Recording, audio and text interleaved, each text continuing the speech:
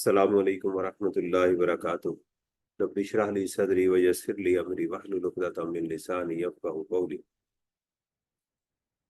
अल्हम्दुलिल्लाह, आज हमारा एक बड़ा ज़बरदस्त एपिसोड जो है वो हम उसको स्टार्ट करने जा रहे हैं। सबसे पहले तो मैं एक ये चीज़ बता दूं कि वो स्टूडेंट जो ये बात ज़िंदगी में समझते हैं कि मैं 3 घंटे मैं घर बैठ के ज़्यादा इंजॉय कर लूँगा, उनकी बहुत बड़ी भूल होती है।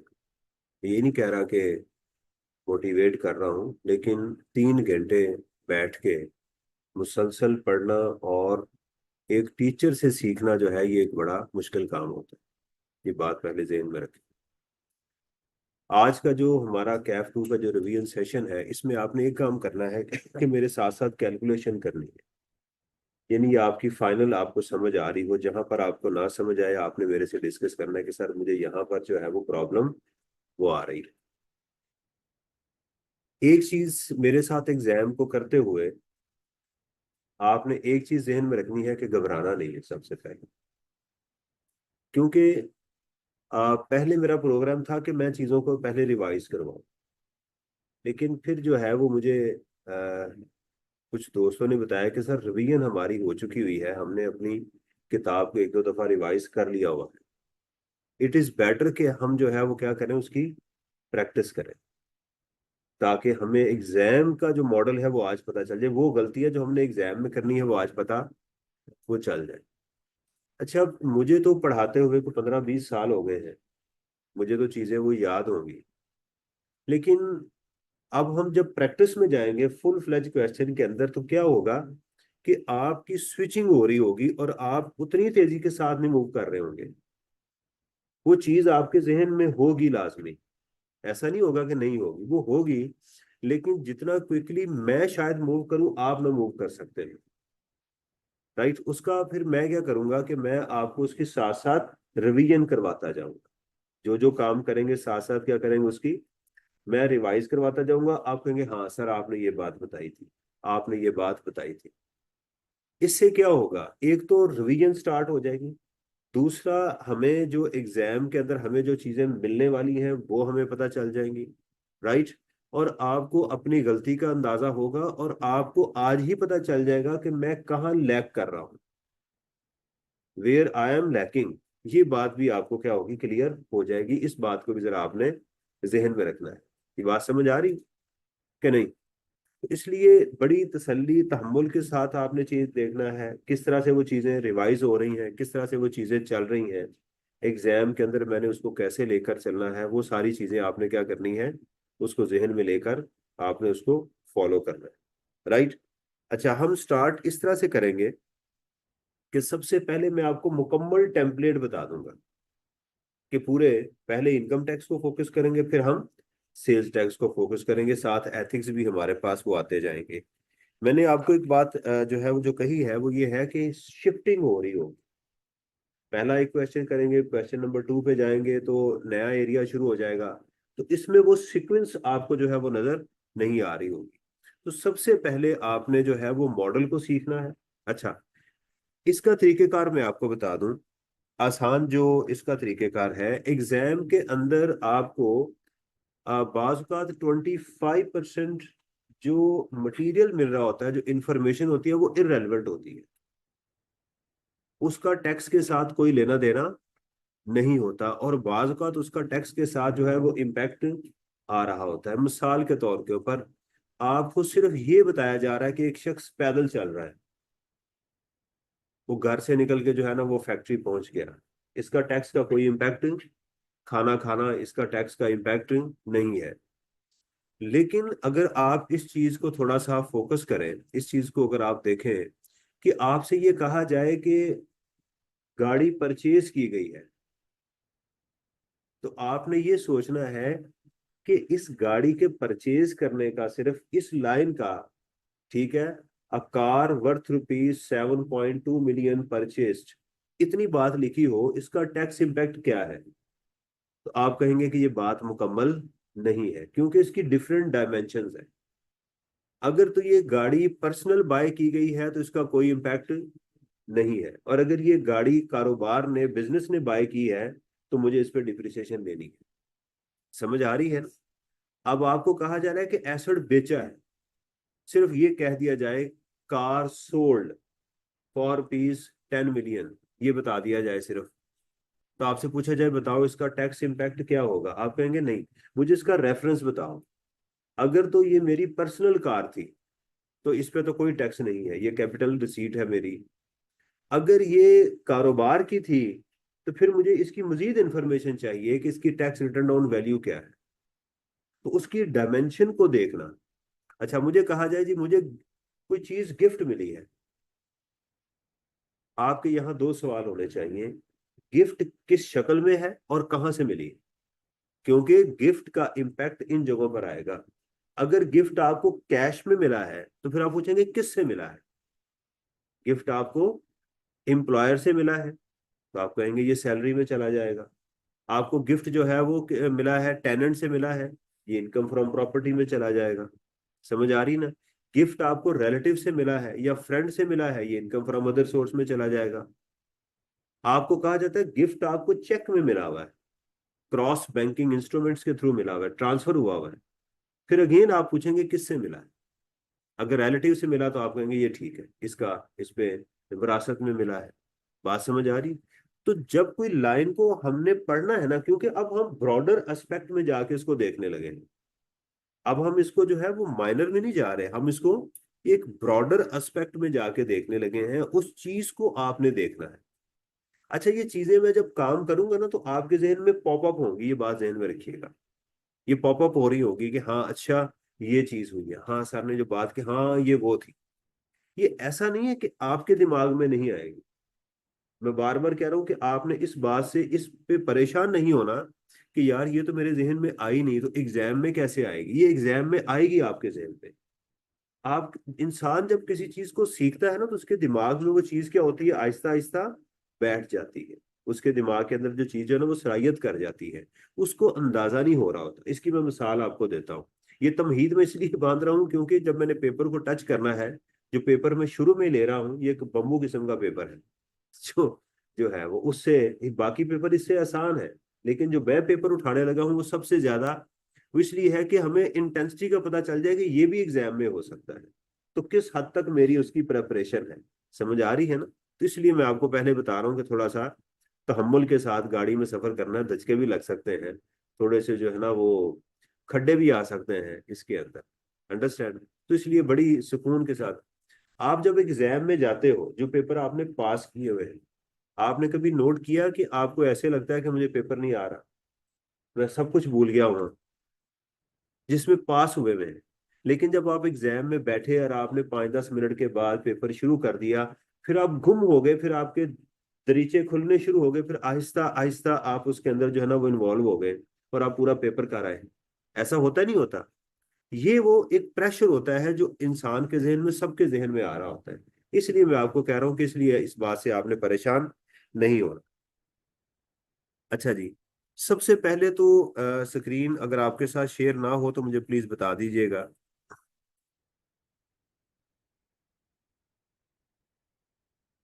अच्छा जी, सबसे पहले तो इनकम टैक्स के अंदर आप इसको देखिएगा कि हमारे पास जो चीजें मौजूद हैं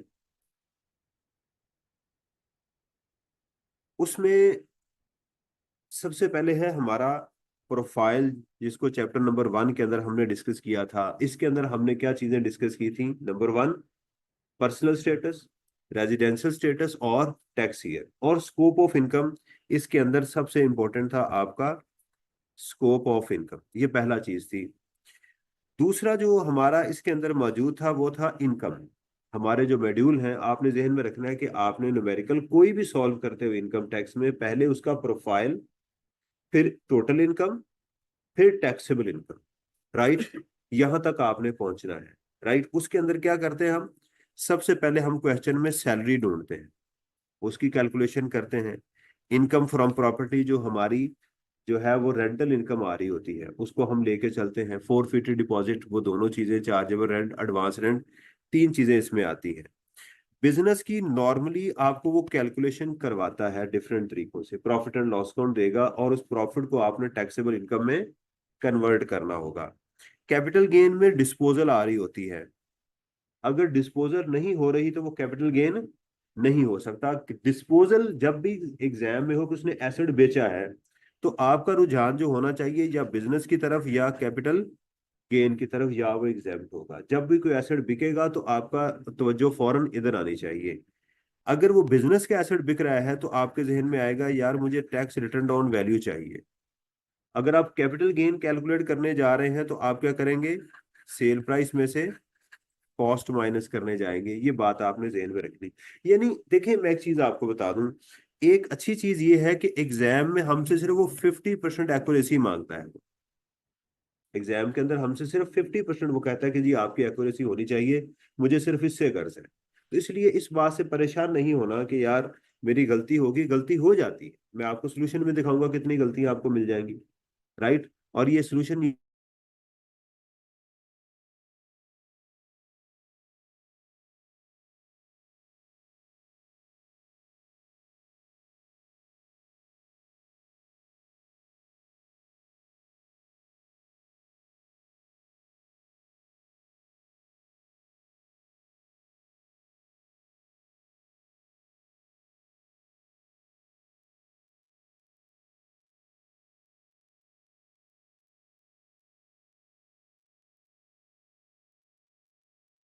जी, तो इसमें डिस्पोजल इस तरह इनकम फ्रॉम अदर सोर्सेज के अंदर आपने जब सोचना है तो उसके अंदर आपको पता होना चाहिए कि यार डिविडेंड आ सकता है इसके अंदर। इनकम फ्रॉम अदर सोर्सेज के अंदर जो है वो renting of building with plant and machinery, इस तरह की आइटम्स आपको रॉयल्टी मिल सकती है, वो मेरी यहाँ पर आइटम्स आ सकती हैं। तो आपने कहाँ तक पहुंचना है, टोटल इनकम के अंदर आपने पहुंचना है। जब आप टोटल इनकम तक पहुंचेंगे उसके बाद आपने क्या करना है, ज़कात, चिल्ड्रन एजुकेशन फी और इसके अलावा सेपरेट ब्लॉक ऑफ इनकम जो है वो आपने माइनस करनी है। सेपरेट ब्लॉक ऑफ इनकम में क्या क्या हो सकता है आपके पास, गोल्डन हैंडशेक हो सकता है, इमूवेबल प्रॉपर्टी हो सकती है, सिक्योरिटीज हो सकती हैं, डिविडेंड हो सकता है, प्राइज बॉन्ड या प्रॉफिट ऑन डेट। और ये इसकी कंडीशन है कि ये 5 मिलियन तक होना चाहिए। इससे ज्यादा होगा तो ये फिर आप इसको यहाँ से माइनस नहीं करेंगे, ये भी कंडीशन यहाँ पर मौजूद है। और अगर सेपरेट ब्लॉक होगा तो उसके लिए अलग से हमने बनाया हुआ है। ये आपके जहन में एक ब्रॉडर, जब तक आपके पास एक वो नहीं आएगी इसकी स्किल कि यार ब्रॉडर मैंने टोटल इनकम तक हर सूरत में पहुंचना है अपने क्वेश्चन के अंदर, इनकम टैक्स की बात कर रहा हूँ। उसके बाद मैंने कहाँ तक जाना है, टैक्सेबल इनकम तक क्वेश्चन में मैंने रखना है। क्वेश्चन को एग्जाम में या प्रैक्टिस में करने का तरीकेकार ये होता है कि हर चीज को सोचा जरूर जाता है। Although you didn't find salary in the question, but you think about that. बेशक सैलरी क्वेश्चन में नहीं, लेकिन आप सोचते हैं कि यार सैलरी थी नहीं थी, रेंटल इनकम थी हाँ थी। रेंटल इनकम कौन सी थी, इनकम फ्रॉम प्रॉपर्टी वाली थी, इनकम फ्रॉम अदर सोर्स वाली थी, ये इस तरह से। उसके बाद आप टैक्सेशन के ऊपर जाते हो कि ये सैलरीड है या नॉन सैलरीड है। ये टेबल आपको एग्जाम में गिवन होगा। सैलरीड और नॉन सैलरीड का स्टेटस कैसे देखा जाता है, ये जो आप सैलरी यहाँ कैलकुलेट करते हो ना, ये वाली, इसको आपने डिवाइड करना होता है इस इनकम के ऊपर जिसमें सेपरेट ब्लॉक की इनकम शामिल नहीं है। अगर ये आंसर, ये बात ज़हन में रखिएगा कि आपने इस पे डिवाइड करना होता है टैक्सेबल सैलरी को। और अगर ये आंसर आपका 75% से एक्सीड कर जाए तो आप यहाँ सैलरी लिखेंगे, वरना नॉन सैलरी लिखेंगे। ऑब्वियसली एओपी का तो क्वेश्चन में सैलरी होगी नहीं। फिर आपने सोचना है कि ये फुल टाइम टीचर है। फुल टाइम टीचर के लिए यहाँ सैलरी का होना बहुत जरूरी है और इसका इंडिविजुअल का होना बहुत जरूरी है, जो कि आपका 25% of the tax on salary है, उसके ऊपर ये मौजूद है। ये आपने ये नहीं, थोड़ा थोड़ा आपको आइडिया होता रहे। फॉरेन टैक्स क्रेडिट, इसको भी आपने लेस करना है और इसको आपने स्टेप देने हैं, ये बात याद रखें। पहले फॉरेन फुल टाइम टीचर को माइनस करने के बाद स्टेप लेना है, फिर आपने फॉरेन टैक्स क्रेडिट को माइनस करना है। फॉरेन टैक्स क्रेडिट का क्या प्रिंसिपल है आपका, फॉरेन टैक्स क्रेडिट के अंदर आप क्या करते हो, आपकी एक्चुअल और एवरेज रेट ऑफ टैक्स जो है, विच एवर इज लोअर, आप यहां से माइनस करते हो। माइनस के लिए आपने ये ब्रैकेट एग्जाम में यूज करनी है, ऊपर रुपीस लिखने हैं। अब ये केयर करनी है आपने अपने काम को करते हुए। उसके बाद आपने डोनेशन देखनी है कि मेरे क्वेश्चन में डोनेशन थी, राइट, उसको आपने माइनस करना है। Contribution to approved pension fund, ये भी इंडिविजुअल के लिए होगा अगर क्वेश्चन आएगा, और ये भी आपके लिए इंडिविजुअल के लिए होगा। ठीक है, इसका क्रेडिट हम जब क्वेश्चन आएगा तो उसमें हम देखेंगे कि इसका क्रेडिट कैसे कैलकुलेट किया जाता है। परचेज ऑफ पीओएस मशीन जो है ये भी हमने देखा। आज मेरा ख्याल क्वेश्चन में ये भी आएगी कि उसने एक मशीन भी परचेज की है, राइट। उसके बाद आ जाएगी आपकी tax liability before separate block of income. अब देखें स्टेप क्या हुए आपके। टैक्सेबल इनकम आपकी taxation, less full time teacher allowance, less foreign tax credit, उसके बाद क्रेडिट्स आ गए। इन क्रेडिट्स को तीनों को आप किसी भी तरतीब से माइनस कर सकते हो, यहां पर कोई इशू नहीं है। यहां पर आप पहले कर लो बाद में कर लो, इट्स ओके। इसमें बाद में आपने करना है add tax on separate block of income. आपने फिर इस पे इसको लेकर वो जाना है। यही चीजें जो आपने यहाँ पर माइनस की थी, इन्हीं का टैक्स आप यहाँ पर ऐड करेंगे, राइट। ये टैक्सेस बाज़ औक़ात एग्जाम में गिवन होते हैं, बाज़ औक़ात एग्जाम में गिवन नहीं होते, इसलिए हम ये कहते हैं कि यार इनके रेट्स याद कर लो। इनके जो रेट्स हैं, गोल्डन हैंडशेक का तो वैसे एवरेज टैक्स ऑफ रेट होगा। डिस्पोजल ऑफ इमूवेबल प्रॉपर्टी का वो मैंने एक टेबल आपको बताया था, एग्जाम में नॉर्मली गिवन होता है। सिक्योरिटीज का आपको पता है कि 12.5% और 15% जो है वो आप कर सकते हो। डिविडेंड का जनरल रेट जो है वो 15% है, बोनस का जो है वो 10% है, प्राइस बॉन्ड का 15%, लॉटरी का 20%, प्रॉफिट ऑन डेट का 15%। फिर आपने यहाँ से विद होल्डिंग टैक्स को माइनस करना। देखिए क्वेश्चन को मुकम्मल करते हुए हो सकता है आपका क्वेश्चन 100% ठीक हो, लेकिन एग्जामिनर के पास गलत सोल्यूशन पड़ा हुआ हो। मैं पहले आपको बता दूं, might be you are quite right. अच्छा दूसरी चीज जो होती है, अच्छा पहले जरा इसको कर लें फिर मैं आपको उसके ऊपर भी आता हूं।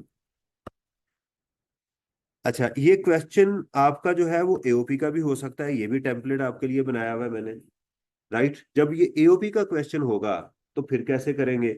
एओपी के क्वेश्चन में सैलरी नहीं होगी, क्या होगी आपके पास, income from property, business income, capital gain, income from other sources. आज तक जितने भी बिजनेस के क्वेश्चन आए हुए हैं उसमें उसने सेक्शन 21 का वो लाजमी दिया हुआ है कि पेमेंट टू पार्टनर्स। जब भी एओपी का क्वेश्चन आया है तो उसका इनएडमिसिबल एक एक्सपेंस होता है कि आपने पार्टनर्स को प्रॉफिट दे दिया है, आपने उसको इंटरेस्ट दे दिया है, कोई उसको जो है रेम्यूनरेशन दे दी है, उसके बिजली के बिल दे दिए हैं, वो एग्जाम में मौजूद होता है। उसको क्या करते हैं, उसको ऐड बैक करना होता है। ये खास इसका जो है ना, बाकी बाकी capital gain, income from property, income from other sources में इंडिविजुअल और एओपी में कोई फर्क नहीं होता। इसमें फिर आप क्या करेंगे, जक़ात, वर्कर्स वेलफेयर फंड आज तक पेपर में आपके कैफ में आया नहीं है, ज़कात हो सकती है। सेम वही ट्रीटमेंट है जो इंडिविजुअल का है, तो इसका भी वही होगा। पहले टोटल इनकम लेस आपकी जो है वो total income less deductible allowances, taxable income तक आप पहुंच जाएंगे। फिर उसी तरह आप इसमें अपनी separate block of income minus करेंगे, सेम वही प्रोसीजर है जो इंडिविजुअल का है, तो आप टैक्सेबल इनकम तक आ जाएंगे। ये वाला तरीकेकार यहाँ हो जाएगा। यहां पर आपको नहीं देखना पड़ेगा वो सैलरीड है या नॉन सैलरीड है, ये गलती से लिखा गया है। यहां सिर्फ एओपी ही आप लिखेंगे। ठीक है, मैं इसको यहां से डिलीट भी कर दूं।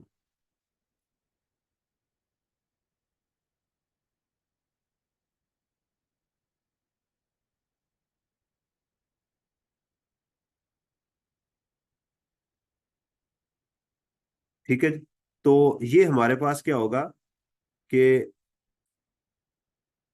मैं एक जरा साइड पे पड़ा हूं ये। अच्छा इसमें अब क्या होगा कि जब एओपी का क्वेश्चन कर रहे हैं तो उसमें फॉरेन टैक्स क्रेडिट हो सकता है, फुल टाइम टीचर नहीं होगा। एओपी का क्वेश्चन करते हुए आपने फुल टाइम टीचर का नहीं सोचना, ये हो सकता है।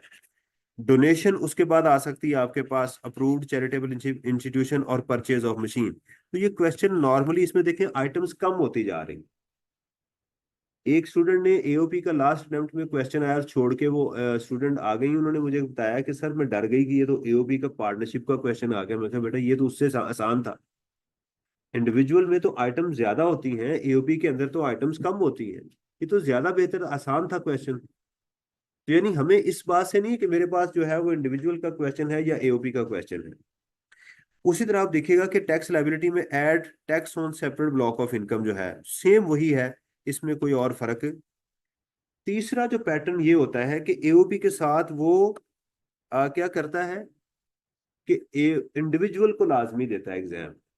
बहुत कम क्वेश्चन आपको मिलेगा कि वो कहेगा पार्टनरशिप फर्म की टैक्स लायबिलिटी कैलकुलेट करें और पार्टनर की ना करें। पार्टनर्स की भी वो लाजमी जो है उसमें उसने पूछा होता है।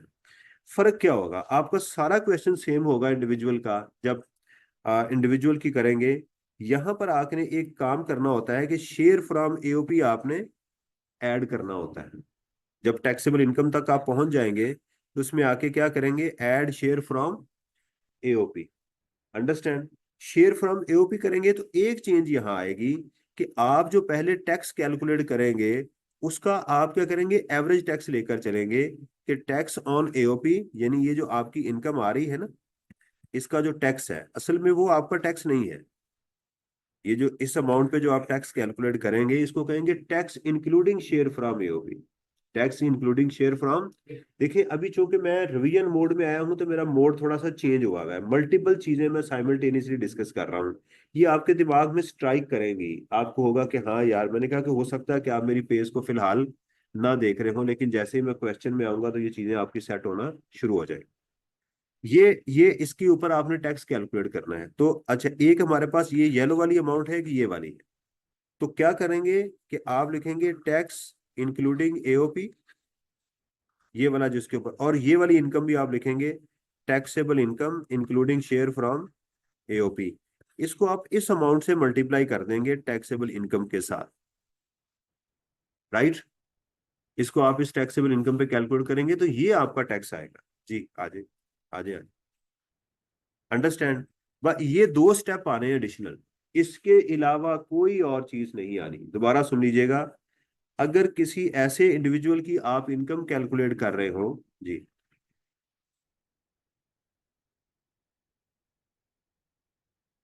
हाँ जी। अच्छा, इसके नीचे टिश्यू रख लिया कर। ठीक है, थैंक यू।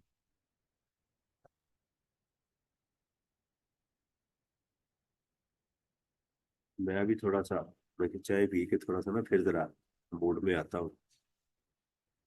होता है ना, गाड़ी को सुबह सुबह स्टार्ट करते हुए क्या करना पड़ता है, उसको थोड़ा सा हीटअप करना पड़ता है। तो वो थोड़ा सा मैं भी जरा मूड में आ जाऊँ। अल्लाह, अच्छा जी, ये बात क्लियर हुई आपको कि आपने क्या करना है कि अगर पहले एओपी की टैक्सेशन करनी है और उसके बाद मेंबर की अगर टैक्सेशन करनी है तो उसका तरीकेकार क्या होगा कि आप यहां पर शेयर फ्रॉम एओपी को ऐड करेंगे। राइट? ये भी सीखेंगे कि शेयर फ्रॉम एओपी जो है वो किस तरह से कैलकुलेट होगा।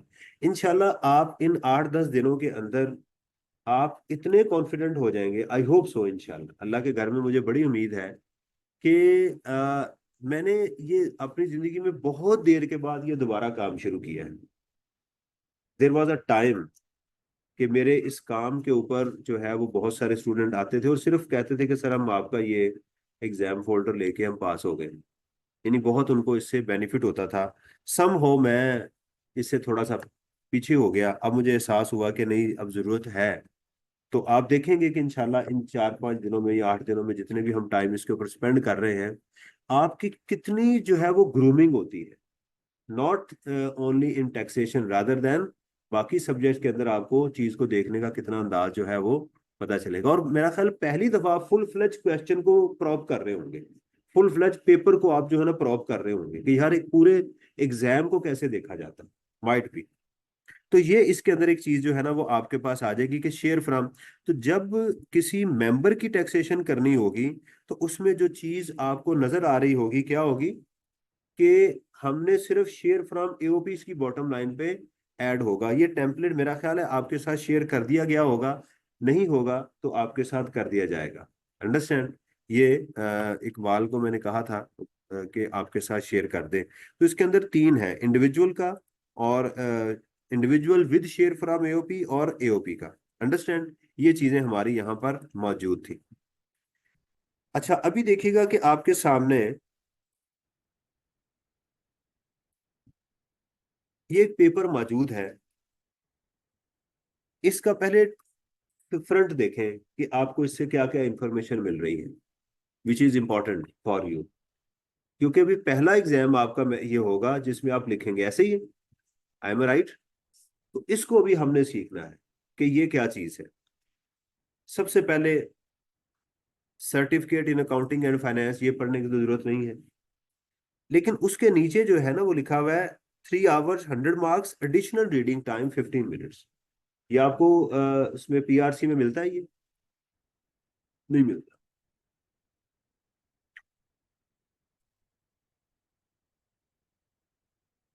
किसी के पास टिश्यू होगा? Yes.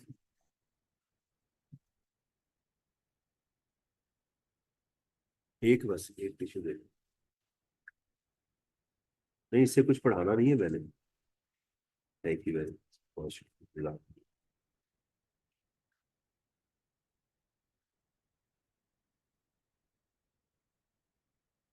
और ये है कि चाय गिर गई है, अब ये मैं अगर पीऊंगा ना तो मेरे कपड़ों पे इसके वो जो है ना वो ड्रॉप्स गिरे। लें जी, अभी सबसे पहले तो आपने चीजों को देखना है कि हमारे पास 15 मिनट जो है वो एडिशनल रीडिंग टाइम हमारे पास मौजूद है। इसको जो है वो बड़ा इंपॉर्टेंट है। आपको एग्जाम के अंदर, मुझे तो कभी जिंदगी में ये 15 मिनट नहीं मिले, आपको क्या होगा कि वो आपको सिर्फ क्वेश्चन पेपर देंगे और वो उसके बाद आपको छोड़ देंगे। फिर 15 मिनट्स के बाद आपको आंसर शीट दी जाएगी कि ओके फाइन, ये आप इसके ऊपर काम करें। इस 15 मिनट को कैसे स्टूडेंट यूटिलाइज करते हैं, प्रेजेंट इंडेफिनिट यूज कर रहा हूं कि किस तरह से स्टूडेंट इसको यूटिलाइज करते हैं।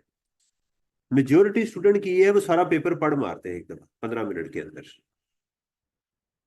उससे क्या होगा, उससे आप डिप्रेस हो जाएंगे फौरन।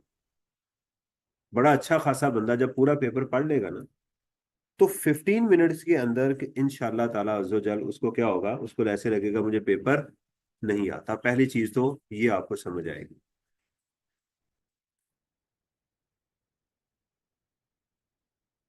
Thank you very much, very nice, बहुत शुक्रिया। एक ही थी बस, बहुत बड़ी मैं खाऊंगा ना फिर बोला नहीं जाएगा। रात में बहुत शुक्रिया, थैंक यू वेरी मच, अल्लाह ताला आपको कामयाब करे। लें जी, बहुत शुक्रिया आपका, थैंक यू वेरी मच। अच्छा, इसके अंदर पहली बात है कि हमने वो 15 मिनट्स को जाया नहीं करना, उसको मटेरियलाइज करना है, उसको हमने सही तरीके से यूज करना है। देखिए, अगर आप पूरा क्वेश्चन पढ़ मारेंगे, पूरा पेपर पढ़ मारेंगे तो आप सिर्फ परेशान होंगे। आपको कुछ आइडिया, इस 15 मिनट को किसी एक क्वेश्चन या दो क्वेश्चन पे लगाया जा सकता है। You must have led pencil in your hand, right your registration number on the top of the paper. क्योंकि एग्जामिनर बाज का तो आपको डांटेगा कि ये इसके ऊपर लिखना मना है, क्यों लिख रहे हो उसके ऊपर, नहीं लिख सकते। तो आप उसको कह दें कि I am not doing it Mela fighting, उसको समझ नहीं आएगी आपने क्या कहा। अक्सर तो वो क्योंकि बेचारे बहुत ज्यादा पढ़े लिखे नहीं होते जो फिर रहे होते हैं, उनके यार ये मैं, मेरी आदत है, रीडिंग स्टाइल है मेरा कि मैं लिखते हुए मार्किंग करता हूँ। देखो मैंने इसके ऊपर अपना रोल नंबर लिखा हुआ है, आपका जो भी है रजिस्ट्रेशन नंबर आप लिखते हैं इसके ऊपर 38591 आप लिख लेते हैं, यार देखो मैंने लिखा हुआ है। तो उसके ऊपर आप अपने हाथ से उसको क्या करेंगे, रीड करेंगे मिसाल के तो। अच्छा, उसके बाद लिखा हुआ है आंसर ऑल 8 क्वेश्चन। तो एक तो उसने ये बता दिया कि ये 8 सवाल हैं जिसका तुमने मुझे जवाब देना है। Answer in black pen only, काला पेन आपने इस्तेमाल करना है, right. Tax rates are given on the last page. अब देखते हैं कि क्या टैक्स रेट्स हमें लास्ट पेज पे गिवन है। ये बिल्कुल लेटेस्ट अटेम्प्ट मैंने ओपन की हुई है आपके सामने, ये है जी। अच्छा, इसके ऊपर आपने यहाँ लाइन लगा लेनी है। क्यों? क्योंकि जब उसने लिख दिया कि tax rates are given on the last page, तो स्टूडेंट क्या करते हैं कि ये वाला सवाल छोड़ आते हैं, क्योंकि लास्ट पेज पे तो टैक्स रेट ऐसा हुआ है। I am not joking, I am talking very real, कि ऐसा स्टूडेंट ने कहा, उन्होंने कहा जी आखिरी पेज तो मैंने पढ़ा ही नहीं, उसके ऊपर तो रेट्स थे, मैंने रेट्स पढ़े हैं, आखिरी सवाल छोड़ा है वो। अंडरस्टैंड? ये उसके पास जो है ना जी, ये हमारे रेट्स हैं, आप देखिएगा। Tax rates for non salaried, tax capital gain, ये देखिएगा उसने हमें टेबल दे दिया हुआ है, लेकिन वैसे मैंने आपको ये टेबल याद करवाया हुआ है। कैसे? कि 15 15 पहले तीनों में फ्लैट में और इसमें है, राइट। उसके बाद क्या करना है, इसको आपने 2.5% जैसे ज़कात होती है उससे आपने माइनस कर लेना है। फिर ठीक है, फिर 7.5 को इधर ले जाना है, इसको इधर ले जाना है और इसको इधर ले जाना है, ये आपका टेबल तैयार हो जाएगा। ठीक है, वैसे भी आसान है, कोई इसमें मुश्किल नहीं है। पहले प्लॉट है, फिर आपकी प्रॉपर्टी है, फिर आपका फ्लैट है। अगर ना भी हो तो आप इसको याद कर सकते हैं। देखें इसके अंदर उसने डिप्रिसिएशन रेट दे दिया फर्नीचर के ऊपर, डिविडेंड का रेट नहीं दिया, कोई और सेपरेट ब्लॉक का उसने हमें रेट नहीं दिया। यानी इससे हमें, अच्छा दूसरी चीज जो उसने हमें दी है वो ये है कि सैलरीड के रेट ही नहीं दिए। तो टैक्स रेट से ही पता चल गया कि इसमें सैलरीड का क्वेश्चन मौजूद नहीं है, कोई और चीज हो सकती है, सैलरीड का इसमें वो चीज मौजूद नहीं है। अब आते हैं 15 मिनट्स के ऊपर। देखें मैं आई एम गुड इन थ्योरी, मैं थ्योरी में अच्छा हूं, इसलिए मैं थ्योरी का ही क्वेश्चन हमेशा पहले करता था। मिसाल के तौर के ऊपर मैं क्वेश्चन पकड़ा और मुझे पता है कि आखिरी क्वेश्चन जो है, थोड़ी सी मैं आपको कंस्ट्रक्शन बता दूं। क्वेश्चन नंबर जो 1 होता है वो न्यूमेरिकल होता है नॉर्मली, और क्वेश्चन नंबर जो 8 होता है वो आपका पहले 3 चैप्टर्स में से होता है, टैक्सेशन सिस्टम, एथिक्स और कॉन्स्टिट्यूशन का। इनमें से ये 10 नंबर का एरिया है, ये 8 नंबर का आपको नजर आ रहा है। यानी मैं अपने तौर पे होऊंगा तो मैं इसको अच्छी तरह पढ़ूंगा, ठीक है। जब पढ़ लूंगा तो इसके पीछे चला जाऊंगा। जैसे इसमें लिखा हुआ है, in the light of the code of ethics for chartered accountants discuss whether your firm is permitted to perform the services requested by J J S L management, के उसको टैक्स सर्विसेज लेनी चाहिए या नहीं देनी चाहिए। अब इसमें तसल्ली, यानी मेरे पास 15 मिनट है, I am not watching the rest of the question, I am not looking for the other question, I am just focus on the one question. और मैंने कहा कि your firm is auditor of public interest entity, ये हमारी किताब में आई cap की book में गिवन है कि अगर पब्लिक इंटरेस्ट एंटिटी है तो फिर आपने क्या करना है उसके लिए। Jabbar gas limited, the management of JGSL, इतना औखा नाम रखा हुआ है, has requested your firm to prepare current and deferred tax calculation for the purpose of determining its annual tax obligation, जो है वो आप उसके ऊपर करेंगे। राइट, तो आपने इसके जो पॉइंट्स है ना उसको समराइज करना है कि यार, अच्छा फॉर एग्जांपल एकदम से आप जो है ना ब्लंट हो गए, आपको नहीं समझ आ रही कि ये इसका क्या जवाब है, छोड़ दे, बाद में जेहन में आ जाएंगी आहिस्ता आहिस्ता। बाज का कोई अल्लाह की तरफ से मदद ही आ जाती है, कोई किसी से पूछ ही रहा होता है पेपर में, तो हल्का फुल्का आइडिया मिल जाता है बाद में कि हाँ यार ये चीज मौजूद है। Identify any 4 ways by which taxes can be used in a country development beyond mere revenue collection। बजाय उसने नॉन रेवेन्यू कलेक्शन पूछने के क्या कर दिया आपसे, रेवेन्यू कलेक्शन पूछ लिए।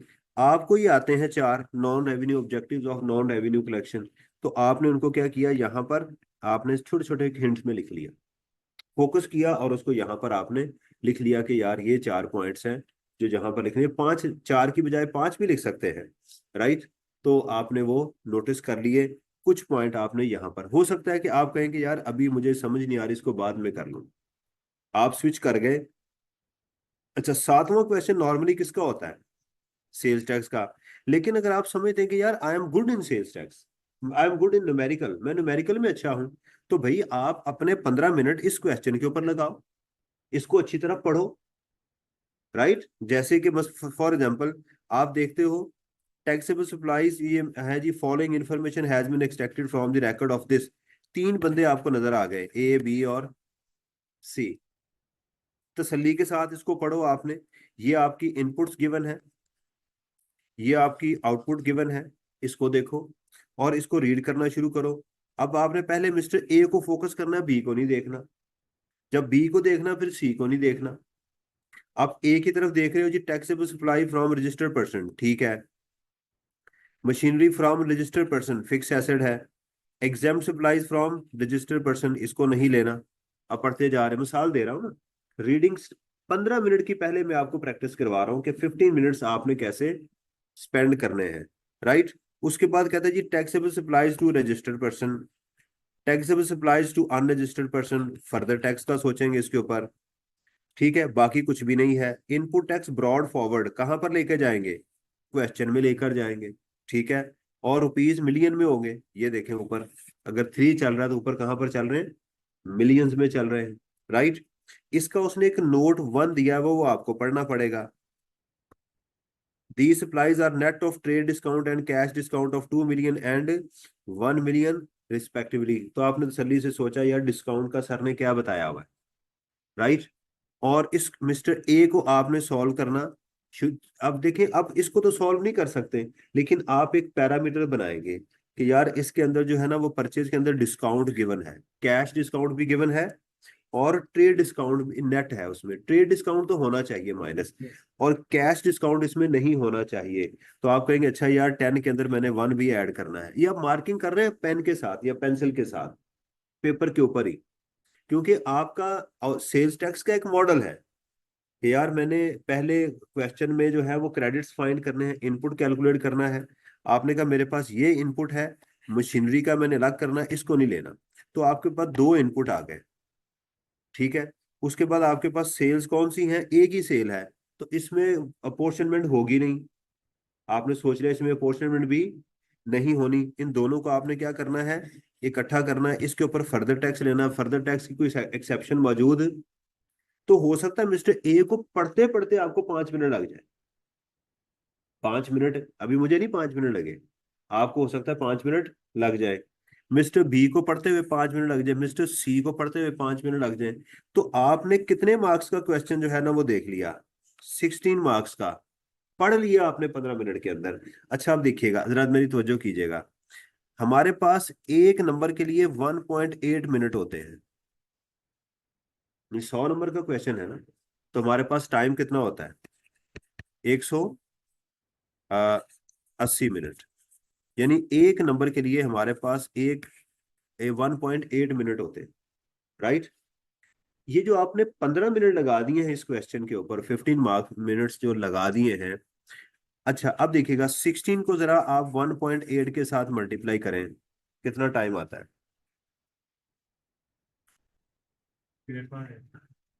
28 पॉइंट। यानी आपको 28 मिनट के अंदर ये सवाल जो था वो असूलन सॉल्व करना था। ये जो आप 15 मिनट्स लगा रहे हैं ना, आप लगा दिए हैं आपने तसल्ली से इसको पढ़ने के ऊपर, ये आपका क्वेश्चन आपको तकरीबन 20 या 15 मिनट में सॉल्व हो चुका होगा, प्रिंसिपली तसल्ली से हो जाएगा। इसका मतलब ये हुआ कि आपने वो 15 मिनट बढ़ा लिए अपने 100 मिनट्स में से, क्योंकि आपको मिले थे 100 मिनट। हाँ जी, 100 मार्क्स, सॉरी 180 मिनट्स मिले थे। आपने उसको किसी एक जगह इस्तेमाल किया और वो मटेरियलाइज हो गए। समझ आई है। क्योंकि अगर आप 15 मिनट में पूरा पेपर पढ़ लेते, गो थ्रू कर लेते, यहां आके फिर आपको 15 मिनट लगाने पड़ जाते थे, या 10 मिनट आपको लगने लग सकते थे।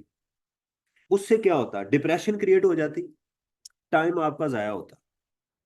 देखें, दूसरों का मुंह लाल देख के अपना थप्पड़ मार मार लाल नहीं करना चाहिए। This is my suggestion.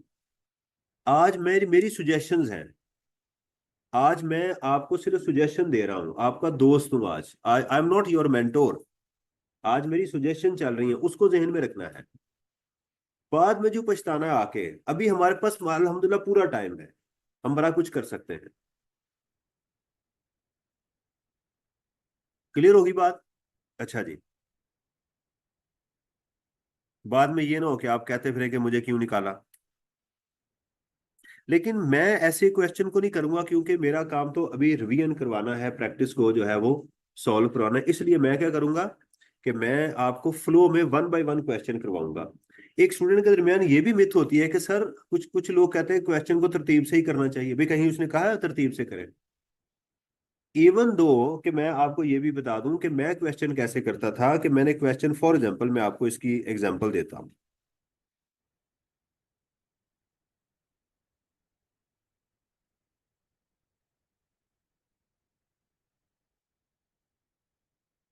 जैसे ये क्वेश्चन नंबर 3 है, मिसाल ले रहा हूं, मुझे क्वेश्चन नंबर 3 का बी पार्ट आता है, ए नहीं आता। तो मैं क्वेश्चन नंबर 3 का बी पार्ट करके पहले ए पार्ट की जगह छोड़ के आगे चला जाता, लेकिन पहले कोशिश करता था वो क्वेश्चन करूं जो मुझे अच्छी तरह से आते हैं। यानी मुझे पता है कि क्वेश्चन नंबर 8 जो होना है ना, वो मेरे इन 3 चैप्टर में से होना है, उसकी अच्छी तैयारी की होती है। सेल्स टैक्स की मैंने अच्छी थ्योरी पढ़ी होती है। तो पहले मैं वो क्वेश्चन करता, उसके बाद मैं क्या करता था, मैं पिनट अप्रोच लेके चलता था। पिनट अप्रोच क्या होती है, पता है किसी को। एग्जाम में एक पिनट अप्रोच जो है वो ली जाती है।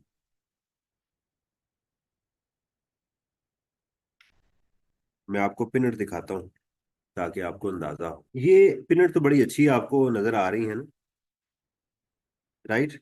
लेकिन जब हम बाजार से लेते हैं तो आपने कभी नोट किया कि आपको खाते खाते खाते एंड पे आके वो बच जाती हैं चीजें जो आप खाना अक्सर पसंद नहीं करते। वो टेढ़ी मेढ़ी सी, आगे से वो सड़ी फुड़ी बच जाती है ना। आप चूज नहीं कर रहे होते, आप बस खा रहे होते हैं। आप सिर्फ शॉपर में हाथ डाल के खा रहे होते हो, लेकिन ऑब्वियसली एंड पे वो चीज बचती है जिसकी जो है ना वो नॉर्मली जो है वो ठीक है। कभी जिंदगी में आपने ऐसा नहीं किया होगा कि सबसे पहले वो खाई हो, नहीं होता ना। This is called peanut approach.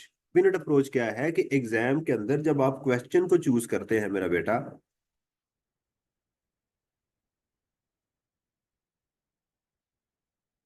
क्या हो गया? जब आप क्वेश्चन को चूज करते हैं तो ये बात याद रखें कि शुरू के अंदर वो क्वेश्चन हमारे पास आ रहे होते हैं जो हमें नॉर्मली आते होते हैं, और आपने पूरे शॉपर में से वो तमाम पीनट खा जानी है जो सबसे अच्छी है। मसलन आपको क्वेश्चन नंबर 3 का समझें कि ये वाला जो पार्ट है, ये बड़ी वो जो है ना वो डिफरेंट है, ये बड़ी अच्छी है, खा जाए। ए को भी छोड़ दें, ठीक है। इसी तरह आपको क्वेश्चन नंबर 4 है, ये तो पूरा क्वेश्चन है, ये 5 ए है, इसका बी भी होगा। इसका ए आता है, ये अच्छी पिनट है। बी आपको अपेरेंटली नजर आ रहा है कि यार ये ठीक नहीं है, इसको छोड़ दें अभी। स्पेस इसकी जितनी की नजर आ रही है उसको लेके चलें, वन बाय वन आप मूव करते जाएं। समझ आ रही? इस तरह से क्या किया जाता है कि क्वेश्चन के अंदर से सारा जो मटेरियल आपको 1.5-2 घंटे के अंदर होता है वो सारा आप खा चुके होते हैं। अब जो आखिरी टाइम बचता है ना 1 आवर नॉर्मली, इसमें वो क्वेश्चन होते हैं जिसमें अब आपकी ब्रेन स्टॉर्मिंग होती है, जहां पर आपको थोड़ा सा शक होता है। अगर तो आपको शुरू में ही शक है, किसी कोई भी क्वेश्चन काबू नहीं आ रहा, तो आप गलत जगह बैठे हुए हैं। आप, अगर आपको हर क्वेश्चन में प्रॉब्लम आ रही है तो you are at the wrong place, ये आपके लिए जगह सूटेबल नहीं है। आपको कोई मैकेनिक का काम सीख लेना चाहिए, कोई और काम कर लेना चाहिए, क्योंकि आप उसके लिए तैयार थे ही नहीं। बिस्मिल्लाहिर्रहमानिर्रहीम। ले जी, ये तो थी अभी हमारी एक तमहीद जो हमने शुरू में बांधी थी। यहाँ पर कोई क्वेश्चन हो तो आप मेरे से पूछ सकते हैं पहले, ताकि फिर मैं जो इसको स्टार्ट करूं। जी, इट्स ओके, समझ आ गई। बिस्मिल्लाहिर्रहमानिर्रहीम। और अल्लाह ताला से दुआ करनी है कि अल्लाह ताला एग्जाम के अंदर बहुत कुछ हो जाता है बात बात, इसलिए अल्लाह ताला से दुआ भी करनी चाहिए कि यार अब जो मैं काम करने लगा हूँ, यार ये कहीं गिर ना जाए, इसको मैं स्पेस इधर कम है, अब इसको ना जरा साइड पर रख। Thank you. ले जी, ये हमारे पास अब आ गया क्वेश्चन नंबर 1। इसको मैं सॉल्व करने लगा हूँ। क्वेश्चन की शक्ल से ही नजर आ गया, अपेरेंटली पता चल रहा है कि ये बिजनेस का क्वेश्चन है। क्वेश्चन नंबर 1 जो है ये बिजनेस का क्वेश्चन है। और इसके नीचे इसकी जो रिक्वायरमेंट है वो है जी, पहले रिक्वायरमेंट को देखा जाएगा। Under the provisions of income tax ordinance rules mayor made there under compute under the correct head of income. तो हम ये ना भी कहे तो हम हमेशा करेक्ट हेड ऑफ इनकम को ही लेकर चलते हैं। Total income, taxable income and tax liability for the following tax year 24। देखिए, एक चीज मैं आपको बताऊं, टैक्स लाइबिलिटी और टैक्स पेएबल में फर्क होता है। टैक्स लाइबिलिटी होती है आपकी सेपरेट ब्लॉक को जब ऐड करते हैं उसको टैक्स लाइबिलिटी कहते हैं। उसमें से एडवांस टैक्स को माइनस करें तो उसको टैक्स पेएबल कहते हैं।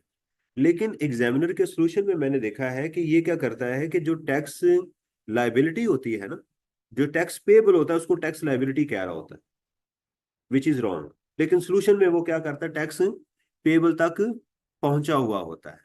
ठीक है। जमशेद केमिकल्स, नजर आ रहा है कि ये कारोबार है।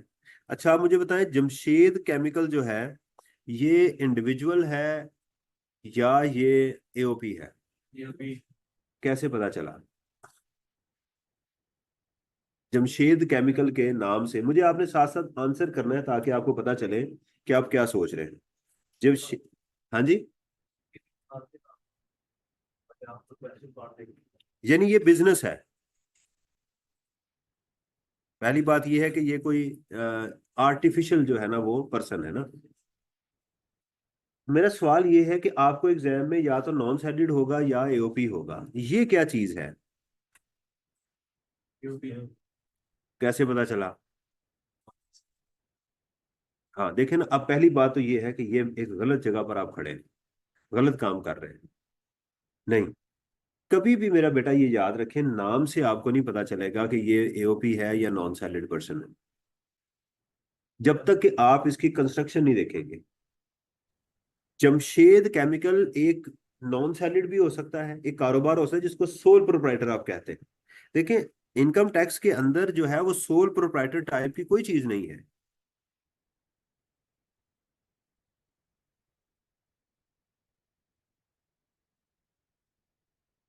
हमारे पास जो है वो सोल प्रोप्राइटर टाइप की बेटा कोई चीज नहीं है। हम इसको नॉन सैलरीड कहते हैं टैक्स की जुबान में। ये बात जहन में रखनी है। या ये एक एओपी है, इस नाम से बेटा आप कभी नहीं डिसाइड कर सकते, ये बात जहन में रखें। ये ऐसे भी हो सकता है, Noor and company, Jamshed and company, ऐसे भी लिखा हो सकता है, तो ये कंपनी हो गई। नहीं, उसकी कंस्ट्रक्शन आपको देखनी पड़ेगी एग्जाम में, इसलिए नाम से धोखा नहीं खाना। दूसरे नीचे लिखा हुआ है सुल्ताना, ये पता चल रहा है कि ये कोई कारोबार नहीं है, ये उसका कोई पार्टनर है। इससे आप आइडिया ले सकते हैं, लेकिन इफेक्टिवली आपने कोई हरकत नहीं करनी। हो सकता है कि सुल्ताना का ही ये कारोबार हो, ये भी नॉन सैलरीड हो और सुल्ताना अलग वो आपसे काम करवा रहा हो। Ignore minimum tax. ये कब लेना है मिनिमम टैक्स?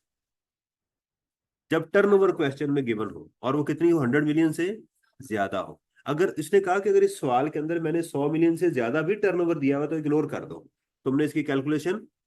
अच्छा, इसकी कैलकुलेशन करते कहाँ है ये भी मैं आपसे आपको बता दूं। इसकी आप जो कैलकुलेशन करते हैं वो इसके साथ कंपेयर करते हैं सेपरेट ब्लॉक से पहले। लोकेशन पता होनी चाहिए कि अगर एग्जाम में करनी पड़ जाए तो आपने यहां जाके 113 की कैलकुलेशन करनी होती है।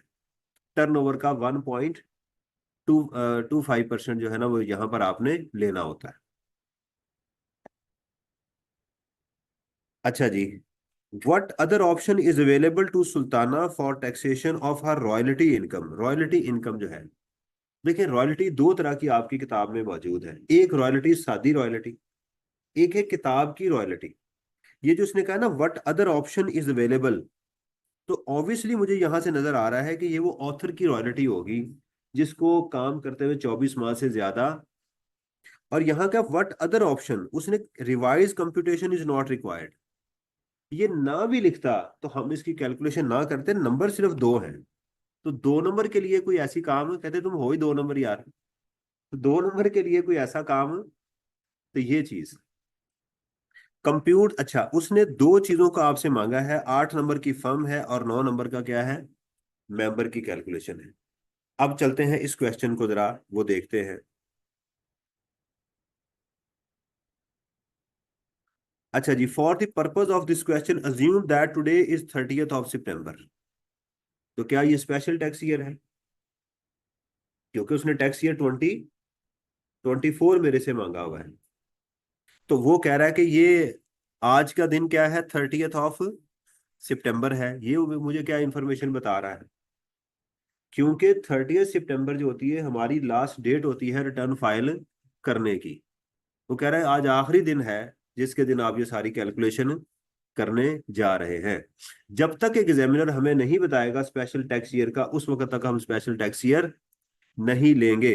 वो टैक्स ईयर नीचे बताता है, ये देखिएगा, Jamshed and Sultana are equal partners. ये देखिएगा, इस चीज ने हमें बता दिया कि ये पार्टनरशिप फर्म है। In Jamshed chemicals JC which is engaged in the manufacturing and supply of industrial chemicals, the following information has been extracted from JC's record for the year ended। ये देखिए, यहां से हमें पता चला कि हमारा टैक्स ईयर क्या है, नॉर्मल है। इसको हमने फोकस करना है कि वो इंफॉर्मेशन जो 1 जुलाई 23 से लेके 24 तक होगी उसको हमने कंसीडर वो करना है। Is it clear? जो उसके अंदर जो ट्रांजैक्शन चल रही होती है ना वो देखनी पड़ती है कि कहीं हमारे पीरियड से बाहर की तो नहीं दे रहा मुझे वो। सेल्स टैक्स में तो बहुत बड़ा इम्पैक्ट होता है ना। सेल्स टैक्स में तो चीजें एक महीने के आगे भी चल रही होती हैं, पीछे भी चल रही होती हैं। अगले महीने की इधर लेके आ रहा है, पिछले महीने की इधर ले जा रहा है, हमने उसको सिर्फ उन्हीं इन्फॉर्मेशन को लेना होता है जो सही चल रही होती है। लेकिन यहाँ पर इनकम टैक्स में वो इतना ज्यादा खेलता नहीं है टाइम फ्रेम के साथ, लेकिन पता होना चाहिए हमें। ठीक है। अच्छा जी, सेल हमें गिवन है 49 मिलियन की। इसका मतलब इसके ऊपर 113 वैसे भी अप्लाई हो ही नहीं रहा था। Cost of sale, gross profit, admin, finance cost, other income. कोई चीज सबसे पहले आपको इस फेस के ऊपर नजर आ रही है जो डिफरेंट हो, ऑड हो? यहां बता रहा होगा जी पार्टनर्स को पेमेंट की गई है, तो अभी तक हम इसको सारी सारी क्या समझेंगे कि ये बिल्कुल सही है, कोई इसमें गलत चीज नहीं है। प्रॉफिट बिफोर टैक्स है, इसको किस में कन्वर्ट करना है आपने? टैक्स एबल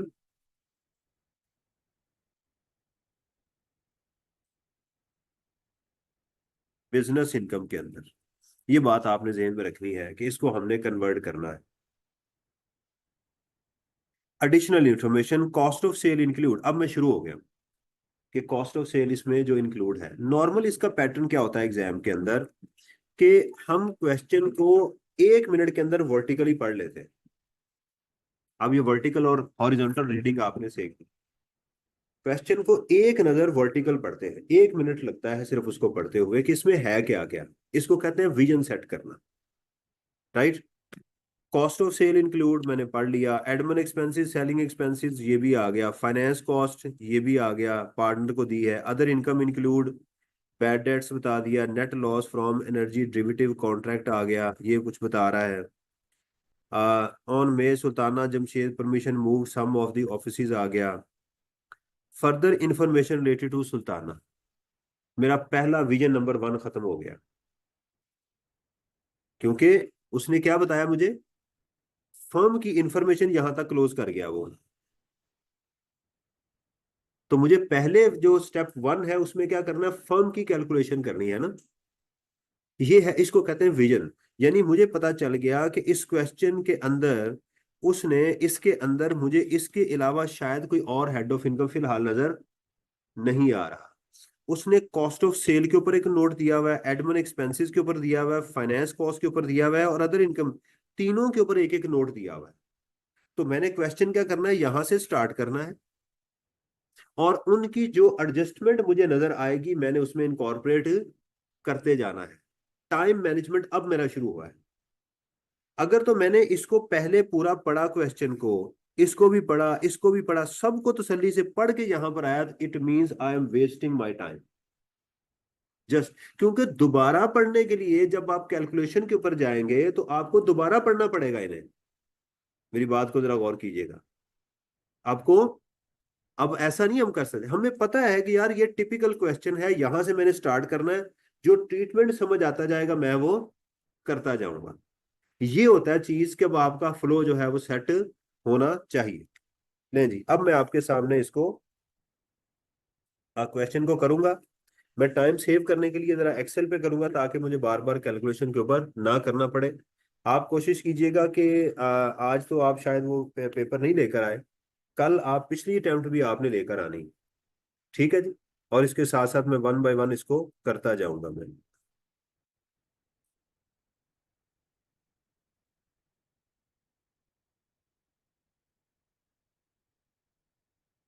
और ये चीज आपने मेरे से साथ साथ डिस्कस करनी है, मुझे पूछना है सर ये मुझे पॉइंट ये क्लियर है।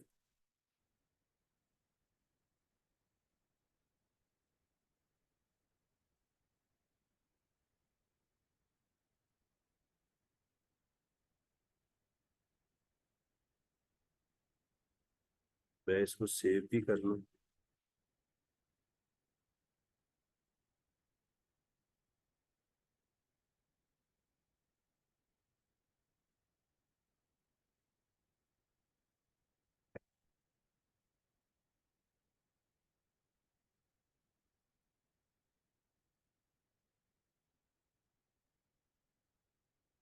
ये हमारी अटेम्प्ट कौन सी है, समर, स्प्रिंग है, स्प्रिंग 2024। Very good, very. आ, शहबाज से कहिएगा कि मुझे कीबोर्ड दे, इसमें एक की नहीं है, इसमें एक ना की मिस है, तो उसे कहेगा कि जरा मुझे keyboard they they.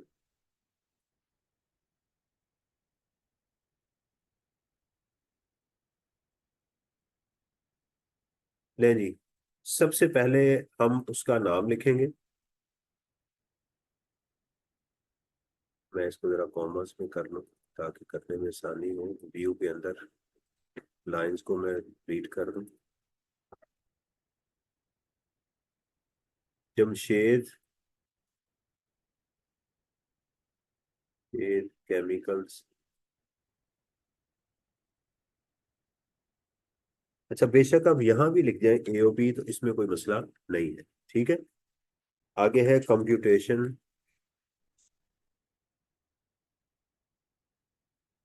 Taxable income and tax liability. अच्छा, यहाँ फॉर द टैक्स ये लिखने की जरूरत नहीं है, एग्जामिनर ने बात का लिखा, ये टैक्स ये 24 आ जाएगा। सही है,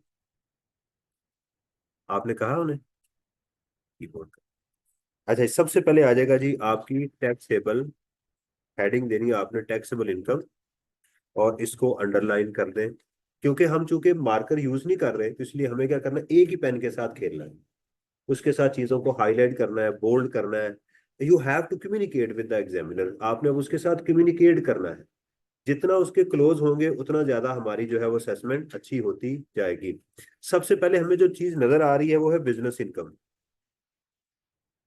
सही है, बिजनेस इनकम को ही हम लेकर चलेंगे, और हमारा क्वेश्चन स्टार्ट होगा प्रॉफिट बिफोर टैक्स।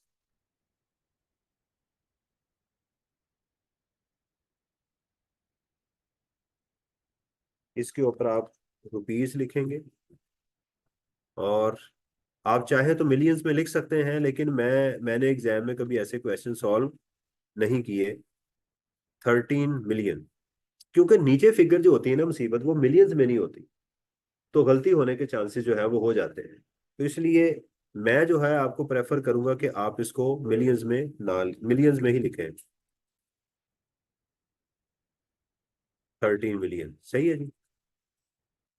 अच्छा, अब जरा इसमें देखिएगा क्वेश्चन में, अब एक एक करके चीज को पढ़ना है। देखिए, जब कहता है जी कॉस्ट ऑफ सेल इंक्लूड, इसका मतलब क्या है। फौरन सोचे, इसने प्रॉफिट को कम किया हुआ है। Cost of sale include mean इसने प्रॉफिट को कम किया हुआ है 250 against the provision of slow moving stock. कहता है कि हमने स्लो मूविंग स्टॉक जो है वो एक उसकी प्रोविजन क्रिएट की है। मैंने कहा था कि प्रवीण को कारोबार में नहीं आने देना, प्रवीण कारोबार में नहीं आ सकती, प्रवीण आएगी तो कारोबार खराब हो जाएगा, फिर जमशेद चला जाएगा, इसलिए तो कॉस्ट प्रोविजन जो प्रॉफिट कम हुआ है, तो क्या करेंगे, इसको ऐड बैक कर देंगे हम। Add provision for slow moving asset, stock ये एसेट जो है 250। ठीक है जी। अच्छा, जो लाइन आप एग्जाम में कर लें, जरा मेरी अब ध्यान से देखना है, जो लाइन आप कर लें उसको ऐसे टिक कर दें। इसलिए मैंने कहा आपके सामने पेपर होगा ना, तो आपको आज स्टाइल समझ आनी शुरू हो जाएगी कि पेपर को करते कैसे हैं।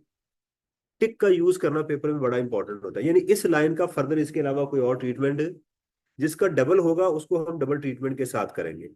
Admin and selling expenses include a salary of 450 paid to each partner. ये क्या होगी, इनएडमिसिबल होगी, ऐसे ही है ना। लेकिन इसका शेयर फ्रॉम एओपी में जाके कंप्यूटेशन होनी है, तो इसको मैं टिक नहीं करूंगा, इसको मैं यहां पर एक टिक लगा दूंगा, और आगे लिख सकता हूं शेयर फ्रॉम एओबी में, ये आगे मेरी आइटम यूज होनी है, यानी इसका डबल ट्रीटमेंट होना है। एक तो इसने यहां पर ऐड होना है, और दूसरा शेयर फ्रॉम एओबी में जाके इसने आगे वहां पर भी ऐड होना है। ठीक है, तो आ गया मेरे पास 450 salary paid to the partners 450। कितनी है पर मंथ है ये।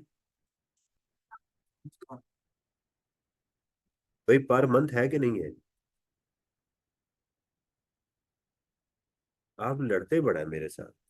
भाई होगी, गलती हो जाती है बंदे से। Each part include a sheriff of period. हाँ जी।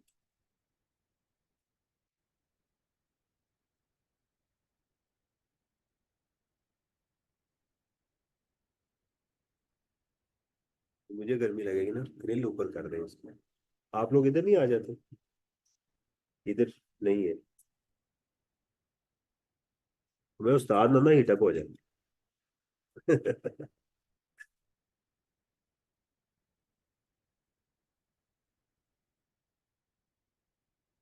क्योंकि अब जैसे जैसे मैं क्वेश्चन करता जाऊँ ना, जरा मैं थोड़ा थोड़ा हीटअप होता हो रहा हूँ, थोड़ा सा जोश और जज्बे में काम जो है ना वो शुरू हो जाता है। सुबह थोड़ा सा सुस्त था, अब आहिस्ता आहिस्ता।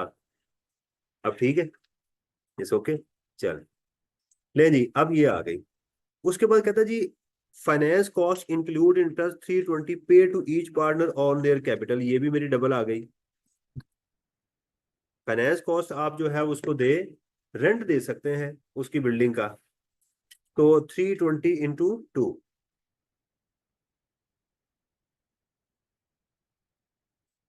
320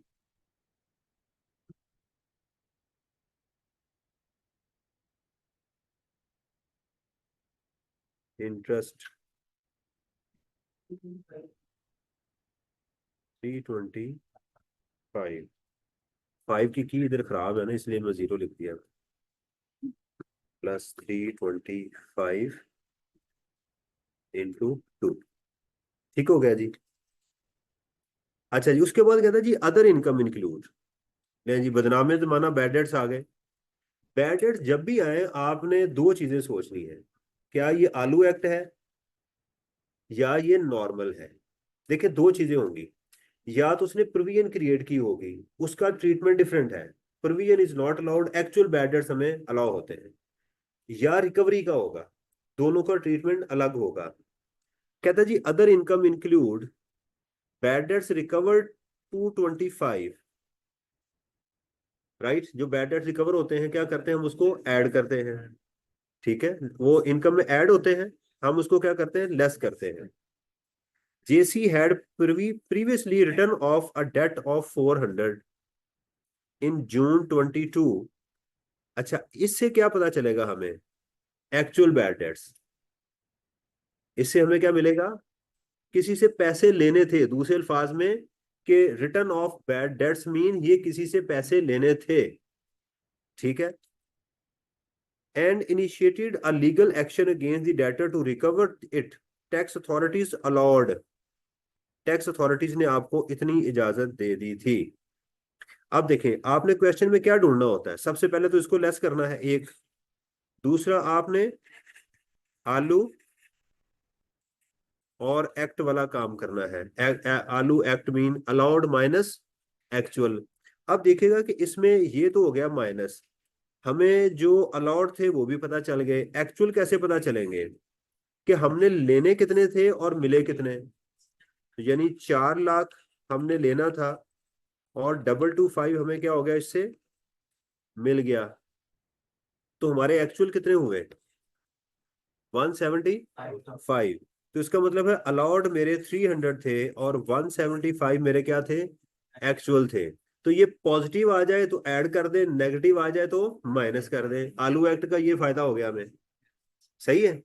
चलें जी, अब हम चलते हैं बैड डेट्स। तो सबसे पहले क्या करेंगे? Less bad debts recovered 225 minus 225। और दूसरा क्या करेंगे इसमें? ऐड। अच्छा, आपको फॉर एग्जाम्पल अभी समझ नहीं है कि आंसर प्लस में आना है या माइनस में आना है, तो आप यहां कुछ भी ना लिखें, ऐड प्लस। ठीक है, आप क्या लिखें? Bad debts allowed less actual. Allowed कितने थे? 300 माइनस एक्चुअल कितने हुए थे?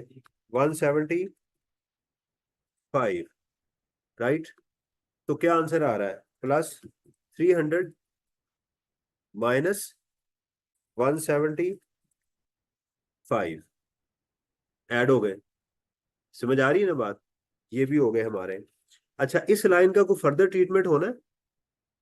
नहीं होना ना। इसको आप कर देंगे क्रॉस। ठीक है, जैसे या इसको टिक कर दें, जो भी आपने टिक बनाया हुआ है वो कर दें, ताकि अब ये लाइन मेरी हो गई है कंप्लीट। कहता है जी, अदर इनकम में also include a net loss of 13,25,000 from an energy derivative contract. ठीक है। देखें, डेरिवेटिव अगर आप से लेन देन करेंगे तो ये सिक्योरिटीज की डेफिनेशन में चला जाता है। डेरिवेटिव कॉन्ट्रैक्ट जो है अगर आप लेके जाएंगे तो वो कहाँ चले जाएंगे? सिक्योरिटीज की डेफिनेशन में वो चले जाते हैं। पाकिस्तान मर्केंटाइल एक्सचेंज के अंदर नॉर्मली डेरिवेटिव्स वगैरह को हम यूज करते हैं। On 1 January, JC entered into this contract to purchase 300 barrel of crude oil for the manufacturing various industrial chemicals, aiming to hedge against future price fluctuation। और उसने future price fluctuation को क्या किया था? हेज किया था। अच्छा, अब जरा देखिएगा, मैं एक चीज आपको दिखाना चाहता हूं बिजनेस के स्पेकुलेशन के अंदर, क्योंकि एग्जामिनर ने यहाँ ना मेरे ख्याल में गलती की है, उसको पहले हम जरा रेक्टिफाई कर लें।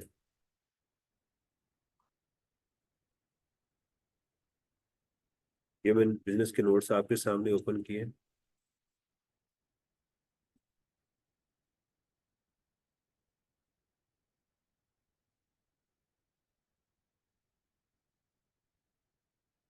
ये देखिएगा, ये स्पेकुलेशन की आपके सामने डेफिनेशन है। इसमें इसने नीचे जो है वो कहा हुआ है हेज का। ये देखिएगा, हेज का इसने कहाँ किया हुआ है?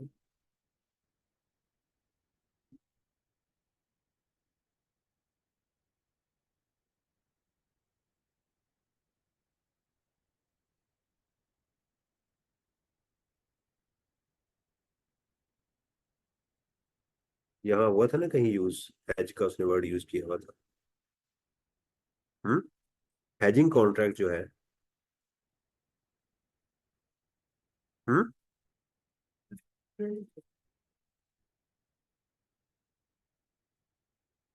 A contract in respect of raw material merchant is entered into by a person in course of manufacturing mercantile to guard against loss through future prices fluctuation for the purpose of fulfilling, इसी को hedging कहते हैं ना। The person's other contract for the actual delivery of the goods to be manufactured or merchandise to be sold, उसने उसको किसी दूसरी की जगह हेज करने के लिए इसको यूज किया है। जरा इसको ध्यान से पढ़िएगा। A contract in respect of raw materials or merchandise is entered into by a person in the course of a manufacturing or mercantile business to guard, ये लफ्ज है। माइक बंद हो।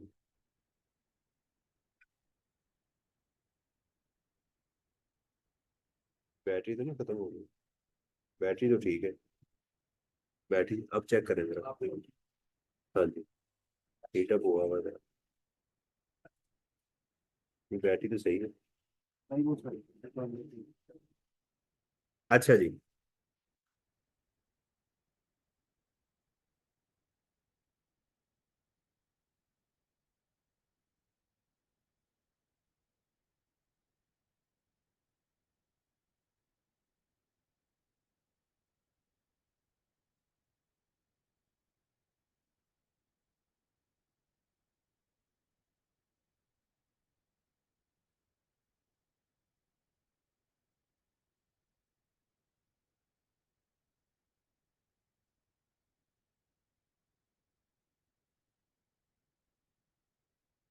अच्छा, इसको उतनी देर में वो जरा बैटरी लेने गए, इसको जरा देखिएगा कि एक तो इसमें स्पेकुलेशन के अंदर जो है इसकी दो चीजें हो सकती हैं। नंबर वन तो इसके अंदर ये हमारी चीज होती है कि इसमें एक्चुअल डिलीवरी नहीं होनी चाहिए। अगर हम इस कॉन्ट्रैक्ट को इस क्वेश्चन के अंदर देखें, देखिए सब्जेक्ट टू ऐसे पॉइंट होते हैं जिसके ऊपर के प्रॉब्लम हो सकती है, डिफरेंस ऑफ ओपिनियन हो सकता है, इससे आपने परेशान नहीं होना। कहता जी, अ नेट लॉस ऑफ दिस हुआ है और बैरल का इसने किया है हेज करने के लिए future price fluctuation your industrial chemicals. थोड़ा सा हल्का सा उसने ट्विस्ट किया है। देखिए यहां पर जो हमारे पास एक्चुअल डेफिनेशन है ना, वो कहता है कि आप ए कॉन्ट्रैक्ट में एंटर हुए हैं ताकि बी कॉन्ट्रैक्ट की प्राइस को सेव कर सकें। आई एम नॉट एक्सपेक्टिंग कि एग्जामिनर को इस तरह की ओछी हरकत करनी चाहिए, माजरत ये ओछी हरकत ही है ना, कि इतना बारीक पॉइंट आप जो है वो बच्चों के साथ टेस्ट कर रहे हैं। छोटे छोटे मासूम बच्चे हैं, अभी अभी उन्होंने पीआरसी दे के कंप्यूटर पे टिक लगा के वापस आए हैं। तो दिस इज नॉट फेयर। देखिए एक लिखा हुआ है कि आप ये जो हमारी डेफिनेशन है सेक्शन 30 की 19 की, ये बता रही है कि जनाब आपने ए कॉन्ट्रैक्ट किया ताकि बी कॉन्ट्रैक्ट को हेज कर सके। इसकी मिसाल मैं आपको देता हूं कि मैंने एक कॉन्ट्रैक्ट किया कि बाहर से मैंने जो है वो कोई चीज मंगवानी है और वो डॉलर में पेमेंट करनी है, उसके मैंने against state bank of Pakistan के साथ एक कॉन्ट्रैक्ट कर लिया कि साहब आप मुझे ये चीजें जो है वो इतने की देंगे। ये मेरा एक कॉन्ट्रैक्ट इसके साथ हो गया। असल में मुझे डर था कि अगर डॉलर की कीमत बढ़ गई तो मुझे जो पेमेंट करनी पड़ेगी वो बड़ी हाई है। तो मेरा ए कॉन्ट्रैक्ट जो है इंपोर्ट का है, बी कॉन्ट्रैक्ट मैं उसके साथ कर रहा हूँ। ये कहता है कि ये जो आपका कॉन्ट्रैक्ट है, ये जो बैंक के साथ आपने डील की है, ये आपका स्पेकुलेशन नहीं कहलाएगा। लेकिन यहां पर जो चीज हो रही है, देखें I still disagree with the solution. मैं एग्जामिनर के सोल्यूशन के साथ इससे डिसएग्री करता हूं। मुझे उसके साथ जो है मेरा एग्रीमेंट नहीं है, फिर भी जब बोल रहा हूँ उसमें आवाज फिर भी जा रही होती है, नहीं जाती।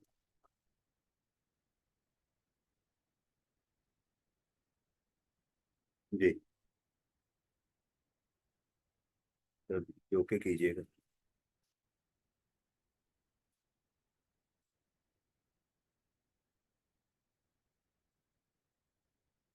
ठीक है जी।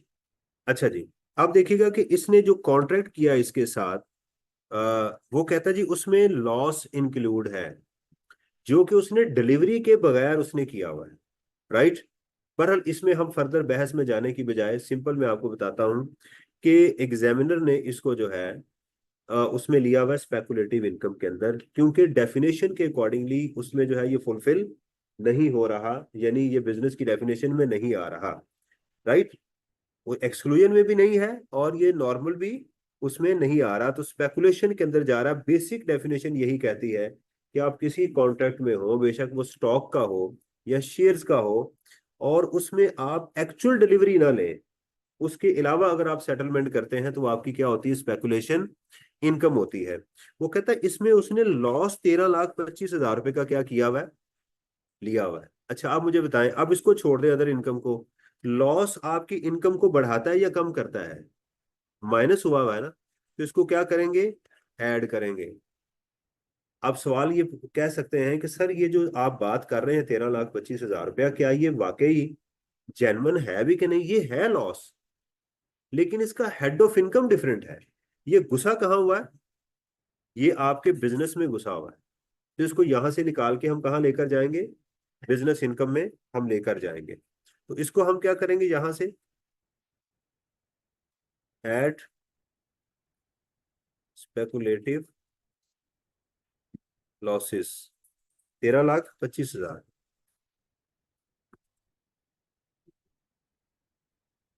चलिए अब मेरा गुजारा हो रहा है, अभी रख दें वैसे इधर। अच्छा इसका कोई फर्दर ट्रीटमेंट होना है? जी इसका भी होना है। इसको आपने स्पेकुलेटिव में लेकर जाना है, तो आपने बाहर यहां लिख लेना है कि इसका मैंने फर्दर ट्रीटमेंट करना है, इसको क्रॉस नहीं करना। कहता जी ऑन 1 मई 2024, साल के एंड के ऊपर, Sultana with Jamshed permission moved some of the office furniture to her residence for personal use. Right. याद करें सेक्शन 77 में हमने पढ़ा था कि अगर आप बिजनेस के एसेट को पर्सनल यूज में ले जाएं तो वो डिस्पोजल कहलाएगी, या पर्सनल एसेट को बिजनेस के यूज में ले जाएं तो वो भी क्या कहलाएगी, डिस्पोजल कहलाएगी। The market price of the furniture at that time was 2 million। The furniture was initially purchase on 1 July 2021 for 16 lakh रुपए। राइट। अच्छा आप ऑफिस के फर्नीचर को अगर पर्सनल यूज में ले गए, डिस्पोजल है, तो डिस्पोजल में गेन कैसे होगा, sale price minus tax, return down value. तो हमें उसने क्या बता दिया उसकी सेल प्राइस की बजाय उसकी फेयर मार्केट वैल्यू बता दी। टैक्स रिटर्न डाउन वैल्यू की बताया, क्या बता दिया उसने, कॉस्ट बता दी। तो अब हमें इसकी टैक्स रिटर्न डाउन वैल्यू तक पहुंचना होगा इस साल की डिप्रिसिएशन से पहले। इस साल की डिप्रिसिएशन इसमें चार्ज नहीं होगी। अब जरा देखिएगा, इसकी वैल्यू थी हमारे पास 16 लाख। सही है। ये कौन सा साल था पहला, 21, तो 22 हो गया ना। तो ये टैक्स ईयर हो गया 2022। इसमें आप डिप्रिसिएशन पहले साल की लेस करें। फर्नीचर पे इनिशियल लॉस तो नहीं होता ना, तो -0.15, -0.15 इंटू,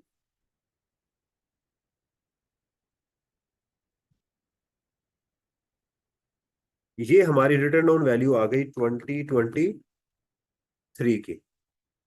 तो 24 में तो 23 की डिप्रिसिएशन आप चार्ज करेंगे इसके ऊपर।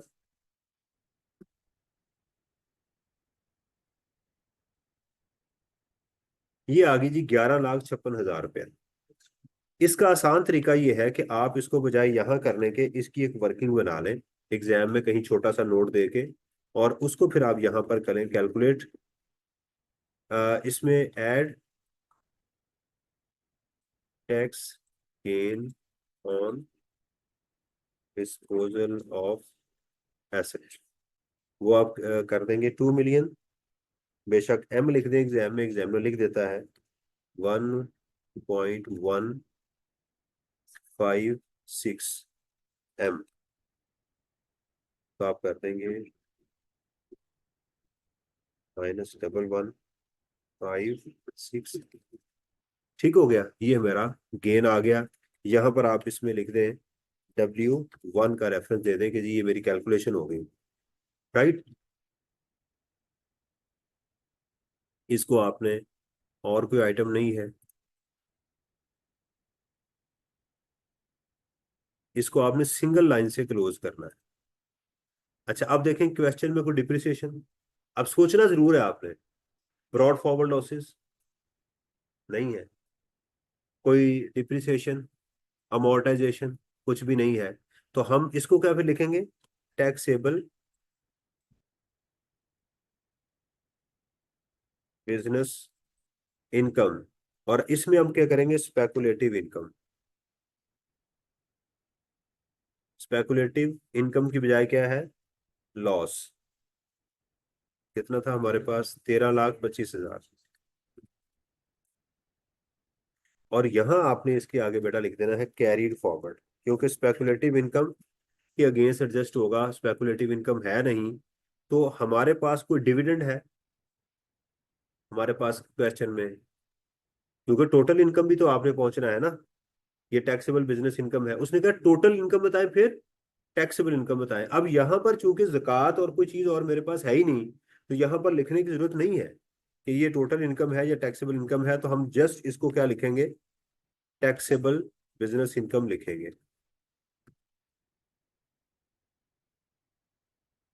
Taxable income. अच्छा, उसने टैक्स लाइबिलिटी भी मांगी है। अब इसके ऊपर आ जाए, अब टैक्सेशन के ऊपर। टैक्सेशन इसकी जो है बीइंग एओपी। अब इसका रेट देखिएगा, मैं रेट जो है वो अलग से खोल लेता हूँ। वैसे दिए हुए हैं, लेकिन इसको हम नॉन सैलरीड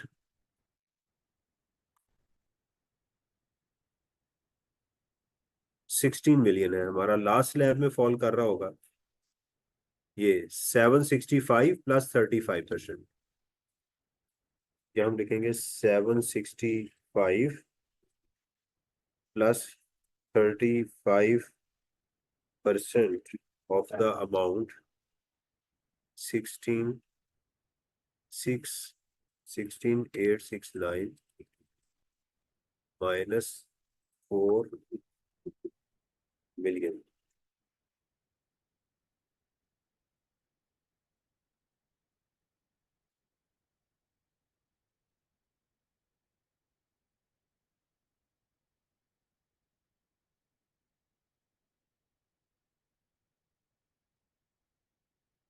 ये आ गया।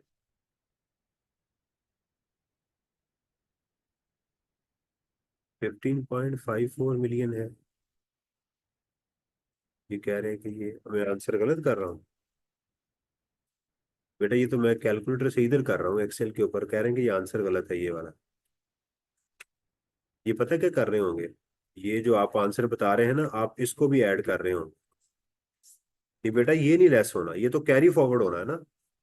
स्पेकुलेटिव इनकम जो है, आप स्पेकुलेटिव लॉसेज जो है वो स्पेकुलेटिव इनकम के अगेंस्ट एडजस्ट होंगी, तो इसके अगेंस्ट तो वो एडजस्ट नहीं होंगी। राइट, इसलिए हम इसको लेकर चलेंगे। ठीक है जी।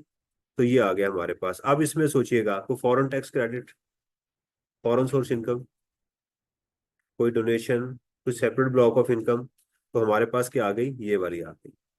अब हमने जाना है मेंबर्स की तरफ। राइट, तो जब मेंबर्स की तरफ जाएंगे तो पहले क्या करेंगे, शेयर फ्रॉम एओपी कैलकुलेट करेंगे। ठीक है, तो अब हम जाएंगे, लिखेंगे टैक्सेशन ऑफ सुल्ताना, इसको हम हाईलाइट करेंगे एग्जाम के अंदर। और इसकी टैक्सेशन से पहले लिखेंगे शेयर फ्रॉम एओपी। ये नोट में भी लिख सकते हैं, आप ऐसा भी कर सकते हैं कि आप इसको नोट में ले जाएं, ताकि सुल्ताना की कैलकुलेशन करते हुए हम इसको वो कर दें। ठीक है, ऐसा भी किया जा सकता है कि आप इसको अपने एग्जाम में कहीं वर्किंग इसकी टू बना लें। ऑब्वियसली आप एक आध पेज छोड़ के नीचे ये सारा काम कर रहे होंगे। तो share from AOP, share from AOP की तरीकेकार प्रेजेंटेशन क्या होता है कि आपने मेंबर्स का नाम लिखना है। पहले क्या है आपके पास, जमशेद और सुल्ताना, और यहां पर आप क्या लिखेंगे, 50%।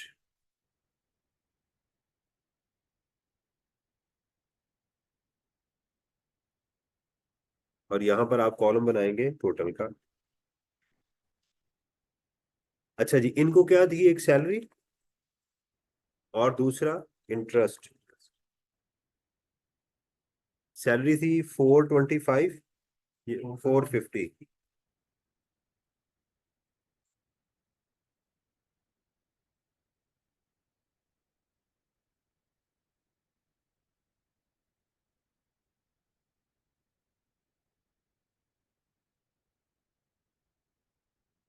और इंटरेस्ट कितना था इसमें, 325।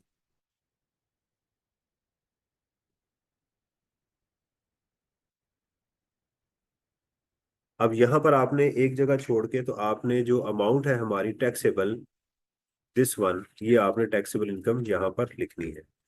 खालिद साहब जो है वो प्रॉफिट आफ्टर टैक्स लेते हैं, लेकिन एग्जामिनर ने इसको हर सोल्यूशन के अंदर और अपनी किताब के अंदर भी आई कि आपने इसी को लिया हुआ है, इसलिए प्रॉफिट माइनस करने की जरूरत नहीं है। अच्छा, अब इन दोनों का हमें टोटल करना है कि ये कितनी है, ऑलरेडी अमाउंट कितनी डिस्ट्रीब्यूट हो चुकी है, वो हमारे पास है जी 900।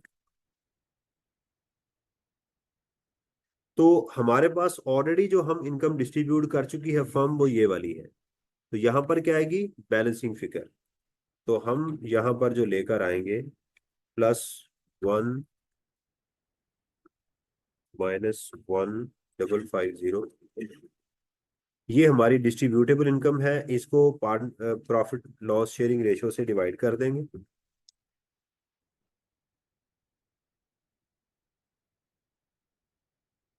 तो हमें सुल्ताना की चाहिए थी, वो हमारे पास ये आ गई। असल ये फिगर हमें अपने एग्जाम के अंदर वो चाहिए थी। फाइन, शेयर फ्रॉम एओपी, इसका क्या ट्रीटमेंट होगा, जी गलत आ रही।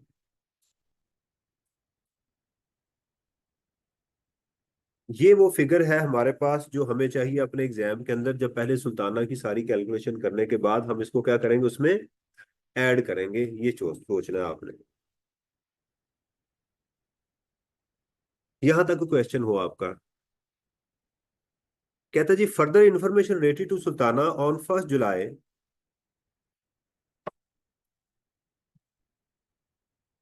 इनका सवाल ये है कि शेयर फ्रॉम एओपी की कैलकुलेशन कब करनी होती है, जब आप किसी मेंबर की कैलकुलेशन करने जा रहे हैं तो उससे पहले आपको शेयर फ्रॉम एओपी की कैलकुलेशन करना होती। सही, उस वक्त आपको इसकी कैलकुलेशन की जरूरत वो पड़ती है जी। On 1st July 2023, Sultana let out her plot of land in Korangi industrial area to her brother import house at a monthly rent of 100,000। Plot उन्होंने रेंट आउट कर दिया। एक स्टूडेंट ने सवाल किया था, सर प्लॉट और ग्राउंड रेंट में क्या फर्क है? मुझे अगर ग्राउंड रेंट मिल रहा है तो वो क्या है? तो ग्राउंड रेंट नॉर्मली हम कहाँ लेके जाते हैं? इनकम फ्रॉम अदर सोर्स में। और प्लॉट कहाँ लेके जाते हैं? इनकम फ्रॉम प्रॉपर्टी के अंदर। The prevailing fair market rent in area was 170 per month. इसका दूसरा नाम एएलवी भी होता है, एनुअल लेटिंग वैल्यू भी होता है। Additionally, she received a non-adjustable deposit of 300,000, a non-adjustable deposit of 15 lakh received from a previous tenant in July 2022। उसको वहां से जुलाई 22 में मिला था। वाज रिफंडेड, 1.5 लाख उसने रिफंड किया है। इसका मतलब हमारे पास रेंट भी आ गया, अनएडजस्टेबल अमाउंट भी हमारे पास वो आ गई। अच्छा, अब जरा ये ध्यान से देखिएगा कि अनएडजस्टेबल अमाउंट का यहाँ कोई ट्रीटमेंट नहीं होना।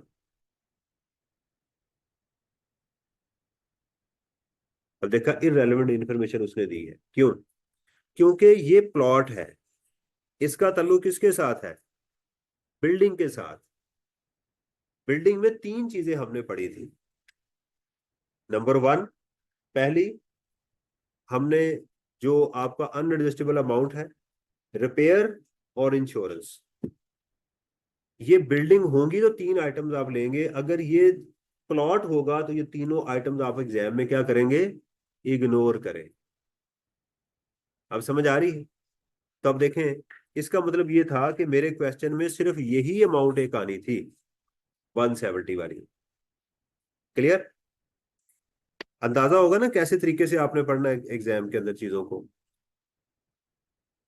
तो एक आ गई इनकम फ्रॉम प्रॉपर्टी। दूसरी है जी, इन 2021 Sultana receive 2 lakh share of a foreign company lucky incorporation listed in USA. So what? अगर कोई कंपनी बाहर के मुल्क में लिस्टेड है, हमारे मुल्क में लिस्टेड नहीं है, तो वो प्राइवेट कंपनी है और शेयर का खरीदना हमारे लिए कोई इम्पैक्ट नहीं है। From her friend Jamila as a gift. बताइएगा कि अगर किसी से आपको फ्रेंड से गिफ्ट मिले तो उसका क्या ट्रीटमेंट होता है? इनकम फ्रॉम अदर सोर्स में जाता है। कहाँ जाता है? वो कैश में हो या किसी भी एसेट में हो। लेकिन ये गिफ्ट हमारे साल में है नहीं। वो जो आपने बात पूछी शुरू में कि सर टैक्स ईयर को डिफाइन करने का फायदा क्या है, ये फायदा है कि अगर आपने अपना टैक्स ईयर डिफाइन किया हुआ है तो आपको पता होगा कि ये ट्रांजैक्शन मेरे साल की नहीं है, ये पिछले साल की है। तो वहां पर इनकम फ्रॉम अदर सोर्स में ये गई हुई हो। Jamila acquired these shares in 2018 for PKR equivalent to 45 per share while working in USA. The fair market value of each share at the time of transfer to Sultana was 120, right? अब बताइएगा क्या relevant information है। देखें, अभी तक कुछ भी नहीं हुआ। यहां तक पढ़ने के बाद भी मेरा कोई टैक्स ट्रीटमेंट अभी तक स्टार्ट नहीं हुआ। मुझे शेयर मिले हैं, गिफ्ट मिला है, मिला किसी और साल में है, मेरा अभी तक कोई टैक्स इवेंट स्टार्ट नहीं हुआ। On 1 January 2024 Sultana disposed of, ये हुई है बात, यहां शुरू है काम। Of these shares for PKR equivalent to 1200 per share and paid PKR equivalent this in taxes in the USA। उसने ये बेचे हैं शेयर। तो जब कैपिटल गेन होगा तो आप क्या लेंगे? Sale price minus cost. Cost से क्या मुराद है? कॉस्ट और डीम्ड कॉस्ट। अब जरा सोचें, जरा डीम्ड कॉस्ट कहाँ कहाँ लेते हैं आप? डीम्ड कॉस्ट कहाँ लेते हैं? इंप्लॉय शेयर स्कीम में। जब आपको शेयर मिलते हैं तो उस दिन की फेयर मार्केट वैल्यू आपके लिए डीम्ड कॉस्ट बन जाती है, राइट? बोनस शेयर में आप डीम्ड कॉस्ट लेते हैं, विरासत में आप डीम्ड कॉस्ट लेते हैं, राइट? लेकिन वहां डीम्ड कॉस्ट और होती है। विरासत में, गिफ्ट में, राइट, इनमें डीम्ड कॉस्ट कौन सी होती है? Cost of the transfer. यहां पर एग्जामिनर ने आपको सुल्ताना ने शेयर बाय किए हैं जमीला से, गिफ्ट में मिले हैं, राइट? और सुल्ताना ने शेयर बेच दिए। जमीला ने शेयर बाय किए थे 45 के, लेकिन जब उसने सुल्ताना को दिए उस वक्त इनकी मार्केट वैल्यू थी 120। अब जरा ध्यान कीजिएगा, थोड़ी सी रिवीजन मोड में हम आ रहे हैं। इस केस के अंदर चूंकि जमीला इसकी फ्रेंड है, राइट, तो इस केस के अंदर इसकी जो हम डीम्ड कॉस्ट लेंगे वो 120 लेंगे। तो शेयर बिका है हमारा 200 का, और उसकी जो डीम्ड कॉस्ट आ रही है वो आ रही है 120।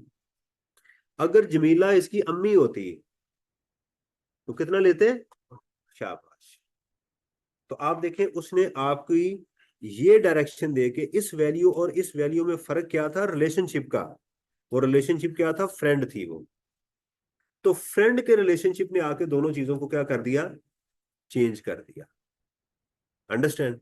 तो ये था उसका, और शेयर कितने थे? 2000। साथ उसने सेक्शन 103 को भी टेस्ट कर लिया, फॉरेन टैक्स क्रेडिट भी दे दिया। फॉरेन सोर्स इनकम है, पाकिस्तान में टैक्सेबल है, कोई एक्सेप्शन मौजूद, लेकिन साथ क्या है? उसने टैक्स भी पे किया हुआ है, तो इसका मतलब इसके अंदर फॉरेन टैक्स क्रेडिट भी वो आ जाएगा। देखिए, मैं बार बार कह रहा हूँ, एक्चुअली मैं क्वेश्चन नहीं करवा रहा, मैं डिफरेंट चीजें आपके साथ डिस्कस कर रहा हूँ। उसको जरा उस पैरामीटर में देखें। आप क्वेश्चन तो कर रहे हैं ना माशाल्लाह सारे, कि सुन रहे हैं मुझे? Sultana is also a renowned author and has written numerous books on environmental pollution. She completed her latest work titled The Ocean of Plastic over a period of 2.5 years. In December, she received a lump sum payment of this as royalty for her latest book. इसके पास दो option थी। हमने chapter income from other sources में पढ़ा था कि इसके पास option ये है कि 5,04,000 को 3 हिस्सों में डिवाइड करें। एक हिस्सा इधर डाल दे, बाकी 2 हिस्से पिछले सालों में डाल दे। अब उसने चूंकि नीचे अलग से ये क्वेश्चन पूछा हुआ है, what other option is available. अब जरा ध्यान कीजिएगा, अगर तो आपने अपने क्वेश्चन के अंदर इसको 3 हिस्सों में डिवाइड कर दिया हुआ है, तो जो अदर ऑप्शन आप बताएंगे, कहेंगे कि इसके पास ये ऑप्शन मौजूद है कि ये उसको एक ही साल टैक्स करवा ले। और अगर आपने क्वेश्चन में इसको एक ही साल में डाला हुआ है, तो फिर अदर ऑप्शन में जाके आप क्या लिखेंगे? इसके पास ऑप्शन है कि ये 3 हिस्सों में जाके डिवाइड कर सकती है। कैसा जबरदस्त है! बात समझ आ रही है? तो इसका आंसर आपके आंसर पे डिपेंड कर रहा होगा। ये लाजमी नहीं कि आप एग्जामिनर के साथ टैली। नॉर्मल क्या होना चाहिए? कॉमन इशू बताएं, कॉमन क्या होनी चाहिए? कि 3 हिस्सों में डिवाइड करें ताकि स्लैब रेट कम हो।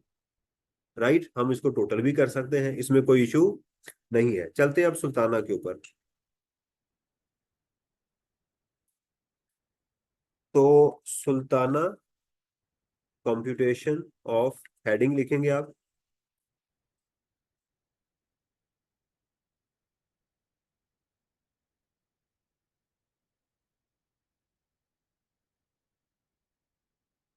अच्छा, वो कोई इशू है, 12 o'clock मुझे क्लास क्लोज करनी है। तो इज इट पॉसिबल कल हम 8:30 पे शुरू कर लें? हाँ जी, 8:30 पे इशू कर लें, ताकि हम फिर अपना उस टाइम को सेट कर लें। चलें। टैक्स ईयर है जी हमारे पास 2024। देखें जी, सैलरी है इसमें? क्वेश्चन में सोचना जरूर है, सैलरी है? नहीं। टैक्स एबल इनकम, सैलरी नहीं है। इनकम फ्रॉम प्रॉपर्टी है ना? हाँ, तो लिखें इनकम फ्रॉम प्रॉपर्टी। क्या चीज थी इसमें शामिल? रेंट था। Rent of plot. कब उसने रेंट आउट किया था? 1 जुलाई को। पूरे साल का हो गया ना? तो 170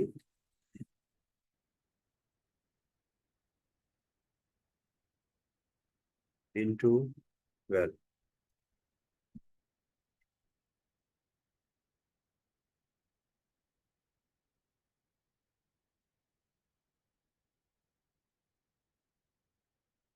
इसमें कोई और चीज लेस होनी है, सोचे। अनएडजस्टेबल अमाउंट लिख दें, ट्रीटमेंट ना करें, लिख दें, क्योंकि अनएडजस्टेबल अमाउंट कितनी थी? 3 लाख।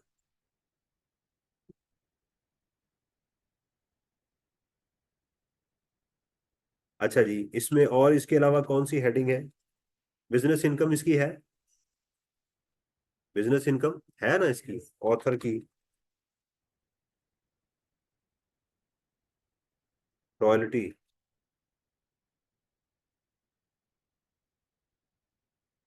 5,04,000।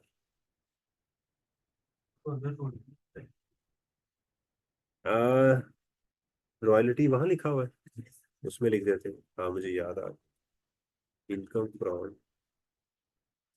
लेकिन एक चीज वैसे आपको मैं बताऊं कि ये बिजनेस इनकम में मेरे मुताबिक जा सकती है। क्यों? क्योंकि बिजनेस की डेफिनेशन में सेक्शन 18 में लिखा हुआ है इनकम और gain from any business profession और ट्रेड। तो ये उसका क्या प्रोफेशन था कि नहीं था सुल्ताना का? पहले सोचें, इसका प्रोफेशन था लेटर लिखना? कहीं उसने बताया हुआ कि ये क्या काम करती है?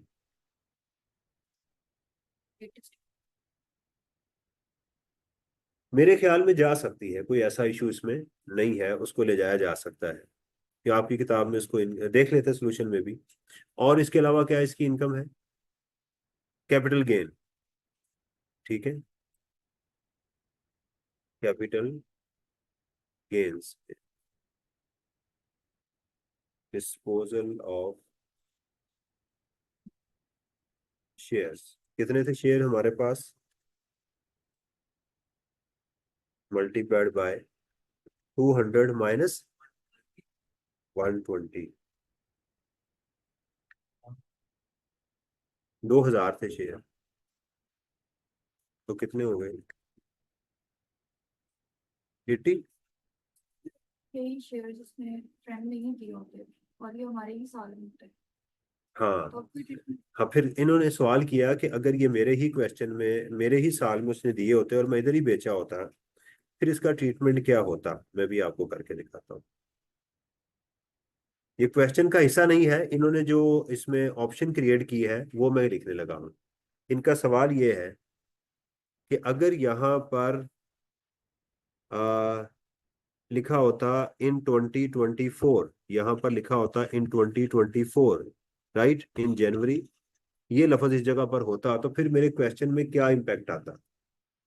फिर मेरे क्वेश्चन में ये इम्पैक्ट आता कि मेरी ये जो इनकम फ्रॉम अदर सोर्सेज है ना, तो ये मैं लिखता गिफ्ट रिसीव्ड फ्रॉम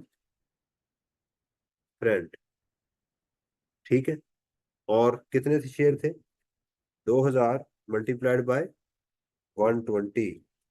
तो फिर मेरी इनकम फ्रॉम अदर सोर्सेज में 2,000 इंटू 120 ऐड होता है ये। फिर डबल ट्रीटमेंट होता, शेयर का मिलना और उनका डिस्पोज ऑफ करना कैपिटल गेन में चला जाता, और उनका मिल जाना यहाँ आता। ठीक है जी।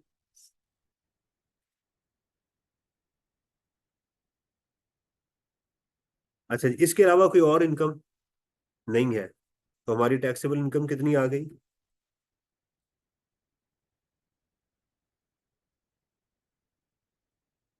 27 लाख ये आ गई मेरी। अच्छा, इसमें कोई ज़कात है? तो ये आ गई हमारी टैक्सेबल इनकम। अब लिखेंगे excluding share from AOP.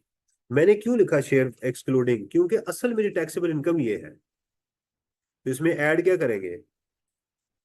Add share from AOP, और वर्किंग का रेफरेंस दे देंगे 2। ठीक है, ये जो हमारी शेयर फ्रॉम एओपी है वो इसमें ऐड कर देंगे।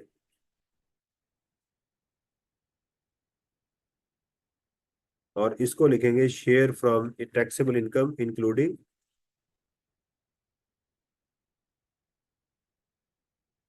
Including share from AOP. समझ आ गई? अब करना क्या है, हमने इस पे टैक्स कैलकुलेट करना है और उसको इनर कॉलम में लिखना है। ये बात याद रखनी है, इस पे टैक्स कैलकुलेट करके क्या करना है, इनर कॉलम में लिखना है। हम इसमें लिखेंगे टैक्स ऑन ₹11,138,500। ठीक है, और ये का था 765 plus 35% of the amount exceeding 4 million. ये आ गई। ये टैक्स नहीं है शेयर फ्रॉम एओपी का। अब इसको क्या करेंगे, अब लिखेंगे टैक्स ऑन रुपीज। अब आप वो अमाउंट लिखेंगे ऊपर 2704। ये इसको आप मेन कॉलम में लेके आएंगे, tax divided by taxable income multiplied by. ये है आपका आंसर। मैं लिख देता हूं। देखिए टैक्स कौन सा था, 3263,475 डिवाइडेड बाय टैक्सेबल किस इनकम पे था, 11,138,500, राइट। मल्टीप्लाई कर दें 2704। क्लियर। देखिए मैं दोबारा आपको समझाता हूँ। ये टैक्स किस पे था, इस पे। तो आप जब कहेंगे 3263,475 डिवाइडेड बाय इस इनकम पे करें, इसको कहेंगे एवरेज टैक्स आ गया। असल टैक्सेबल इनकम ये थी, इसके साथ मल्टीप्लाई कर दें तो ये टैक्स आ गया, राइट। अब सोचिएगा, क्या सुल्ताना की सैलरी है, राइट, फुल टाइम टीचर है, फॉरेन टैक्स क्रेडिट, यस। हम कहेंगे लेस फॉरेन टैक्स क्रेडिट। आसान। एक्चुअल टैक्स कितना है, एक्चुअल टैक्स 82,000, राइट। और एवरेज टैक्स, एवरेज टैक्स कैसे फिर आपने कैलकुलेट करना है, ये tax divided by taxable income. देखें ध्यान कीजिएगा, ये टैक्स था जिसमें शेयर फ्रॉम एओपी शामिल था, उसको डिवाइड किस पे किया, जिसमें शेयर फ्रॉम एओपी शामिल था। अब जो आपने टैक्स लेना है वो ये वाला लेना है, और ये किस इनकम पे है, इस इनकम पे। और मल्टीप्लाई किसके साथ करना है आपने, ये इसके साथ, फॉरेन सोर्स इनकम के साथ। फॉरेन सोर्स इनकम हमारी यही है ना, जो वहां पर आ रही है। अब क्या करेंगे इसको, मैं लिखता हूं tax 792,246 divided by 2704,000 multiplied by आपकी फॉरेन सोर्स इनकम। तो ये आगे हमारे, हाँ जी, मैं जरा कैलकुलेट कर लूँ, डिवाइडेड बाय मल्टीप्लाइड बाय। तो हमारी विच एवर इज लोअर।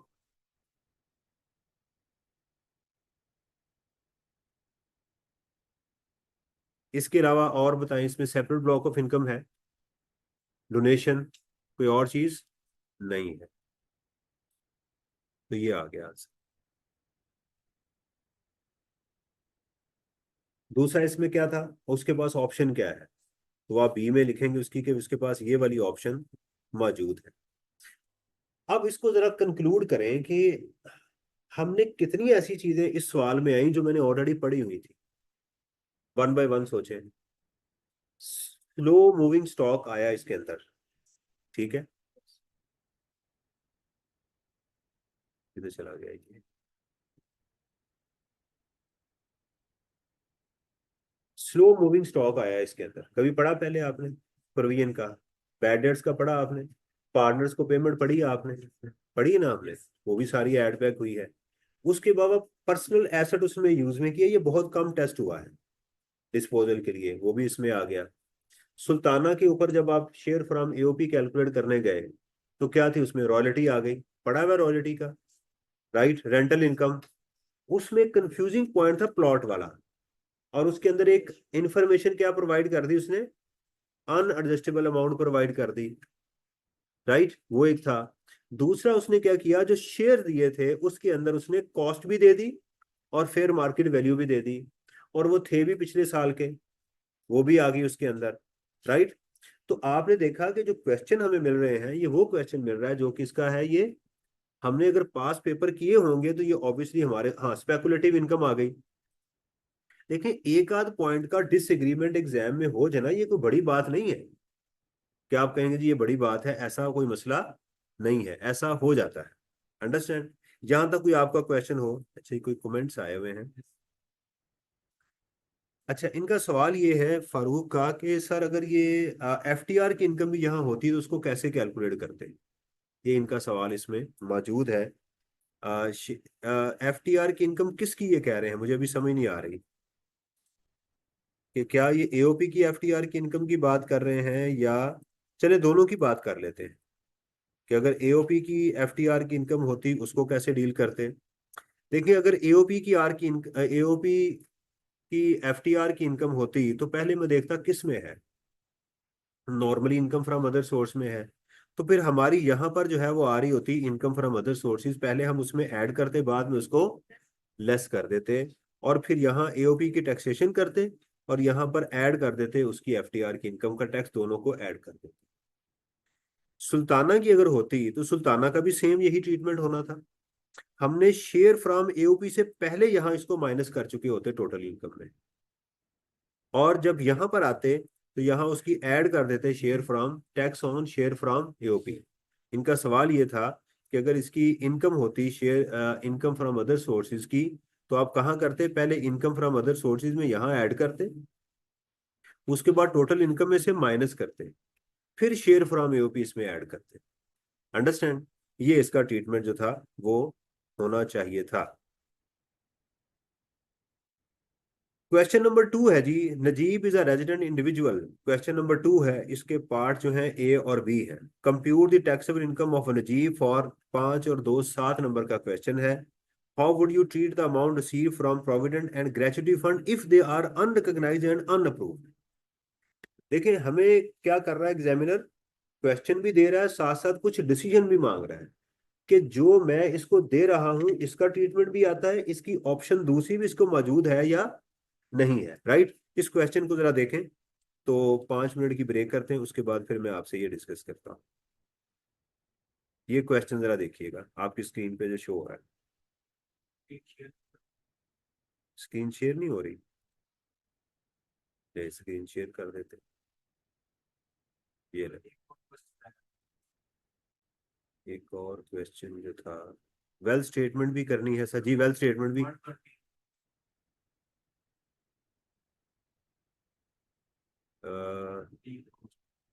कहाँ है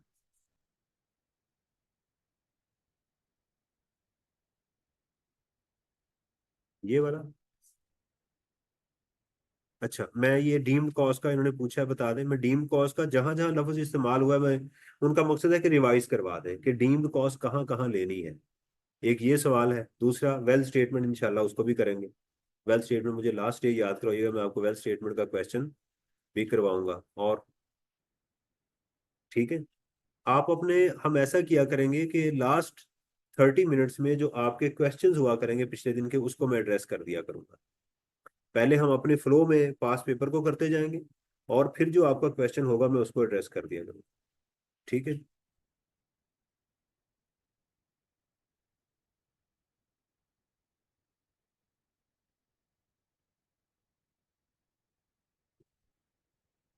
मैं जरा वॉशरूम से होके आया, आप इधर थोड़ा सा इस क्वेश्चन को देख लें या थोड़ा सा, हाँ, ब्रेक ले लेता हूँ। ये कुछ ऐसा तो नहीं फील हो रहा कि टाइम ज़ाया हो रहा है आपका? हाँ जी।